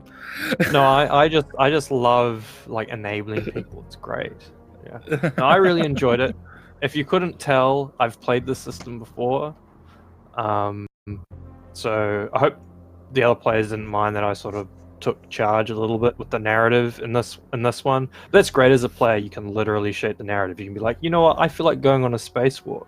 Let's go on a spacewalk. You know what? I'm going to pull out a detonator in a crowded room and threaten to blow the place up because that seems cool. So I'm going to do that. Fuck it. Yeah, I really enjoy the system, and I think we're all going to have a blast. And the session 1 was explosive and cinematic as fuck. And yeah. Other than that, I mean, I guess if you want, you can check me out on Twitter. That's my handle on my little screen thing there. But whatever. Apparently, Charlotte's got a lot going on, so just do it. And Drake, the man behind the scenes. Hey, man behind the scenes that you've brought me to the front, and if this should have been the hardest adventure we have, breaking out of prison. It should be cakewalk from here because I'm not coming out of the cockpit. Y'all are crazy. So,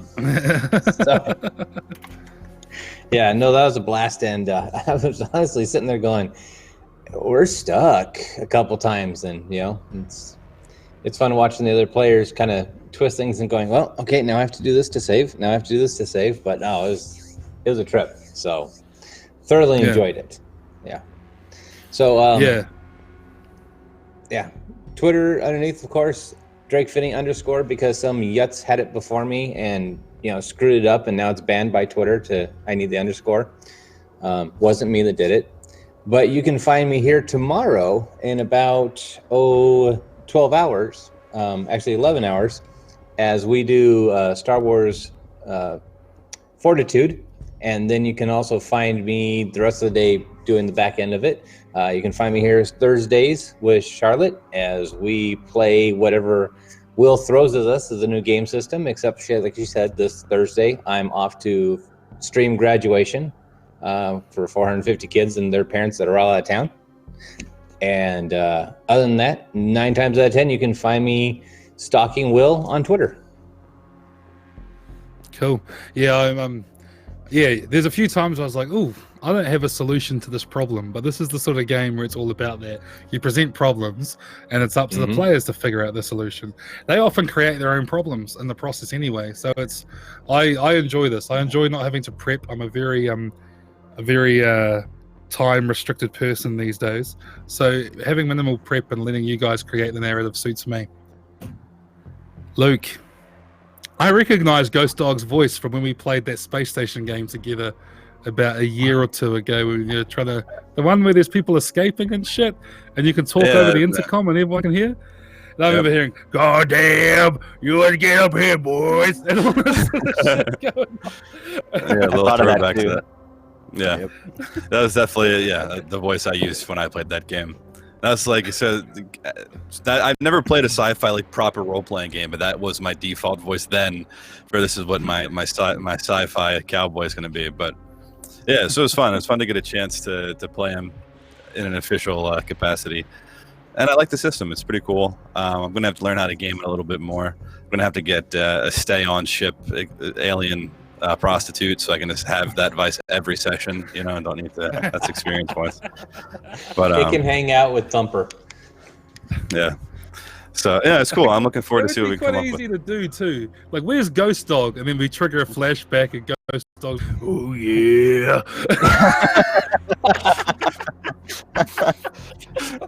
Spot on. Now we know why we have the medic. You need a shot every. Yeah. Oh. Yeah, it's fun. I'm excited to have some learn more about everyone's characters and interact a bit more and go more in depth with all that too. Yeah, it's a bit of like coming from traditional role plays. It's a bit of a switch. It's a bit more meta than a lot of traditional role plays because you're thinking about, if I do this, I get XP. If I'm creating the game as you go. But it's once you get into the right headspace, it's cool. It's good fun. I like it a lot. Yeah. And don't follow me anywhere. I'm not worth. Yeah, I'm not doing shit. So. Next. Yeah. And Ryan, how'd you find it? Yo, man, it's pretty good. I liked it. That was a lot of fun. I really like the organic development of stories. That is the best way that we just invented our nemesis. Like just hanging out there, hanging on his little grapple line as we fly away into space. Like, oh, I'm gonna get those motherfuckers. Yes. We don't know his name. He's gonna know ours. Yeah. He's I know his name. I was trying to think of one before the session. I won't spoil it because I've mentioned his name to people in the past. But yeah, I was trying to think of it, and then the girlfriend suggested, like, she was like, "Oh well, what about previous games you've played?" And we went through all these different things, and then we've come up with an idea that I think could be cool. So I'm looking forward to it. This is a character I know well. Hey, we got a new friend as well, Cosmic Snake. Yeah. Don't forget about him. Snake. Oh yeah, Cosmic Snake. Cosmic Snake. That was like out of the blue, you know. I can't wait to see the description of this guy. Yeah. What he sounds like. He sounds like inadequate. Some weird cross between Scooby-Doo and Yoda for some reason. I don't know why. With a bit of Winston Churchill thrown in. Oh yeah, I dig it. This is basically Clavis all over again. And you should go follow Ryan on Twitter. You get to see him commenting angrily on things on the internet all the time. Yeah. All I do is just rage. Things. This is all angry things. probably involved. That's all Twitter is for me. It's an outlet of anger. No, I had great fun. It was good to actually get to GM a Forged in the Dark system, because I've been playing now for like about 8 months in Sean's Blades in the Dark game, and it's cool getting a different take at it. And like, I've played a lot of Star Wars and stuff in the past, and I don't really enjoy the various systems out there that support Star Wars and other similar sorts of games, but this one's cool. I like it. I think this is the right sort of balance for me. No silly dice or anything like in the Fantasy Flight games versions of those games. So it's cool. I dig it. I'm enjoying getting to play it. I'm enjoying seeing where things go. I'm enjoying not having to do much prep. So yeah, it should be good. It's this is my kind of lazy games master kind of game. As for where you can find me, the name underneath my name is actually wrong, because there's an underscore at the end of it. It's underscore Boganova underscore over on Twitter. That's okay. I don't do much there except for I'm on it, boss. I don't do much there except for promote my podcast, which is Mud and Blood, which you can see at mbcast.co. All it is us talking about gritty, nasty, horrible games and interviewing people from all over the RPG spectrum and stuff like that, and doing actual plays that Charlotte's on, but she's not doing any at the moment, so she didn't add that to her list of credentials in her CV. But doesn't Ryan get to add that to his? It does actually now. I don't advertise, so you can advertise whatever. If you want to hear me and Ryan role play at each other, we're playing characters which are at odds with one another sometimes, then go and check it out. We just released Warhammer 4th Edition actual play that's gone live this week, and our Session 0 is already our most downloaded episode for the first 24 hours that it's been live. Nice. So yeah, it's people are digging it, so go scope it out. Otherwise, that is us. That has been everything we do. You can see us here live 11 p.m. Eastern every Saturday night over Eastern time, and we're also uploaded to YouTube, VOD, all that. If you're watching us on YouTube, you want to see us live, come along at that time. A huge shout out to Fantasy Grounds for being our virtual tabletop of choice. Check it out for free at fantasygrounds.com. Huge shout out to Wayland Games, waylandgames.co.uk for all your miniatures, 20% off. And then huge shout out to Tabletop Loot for sponsoring everything and allowing us to try and con people into retweeting our game for fresh dice. That has been us. We'll see you all next week. Thank you, and ka kite anō. See ya. Peace. See ya.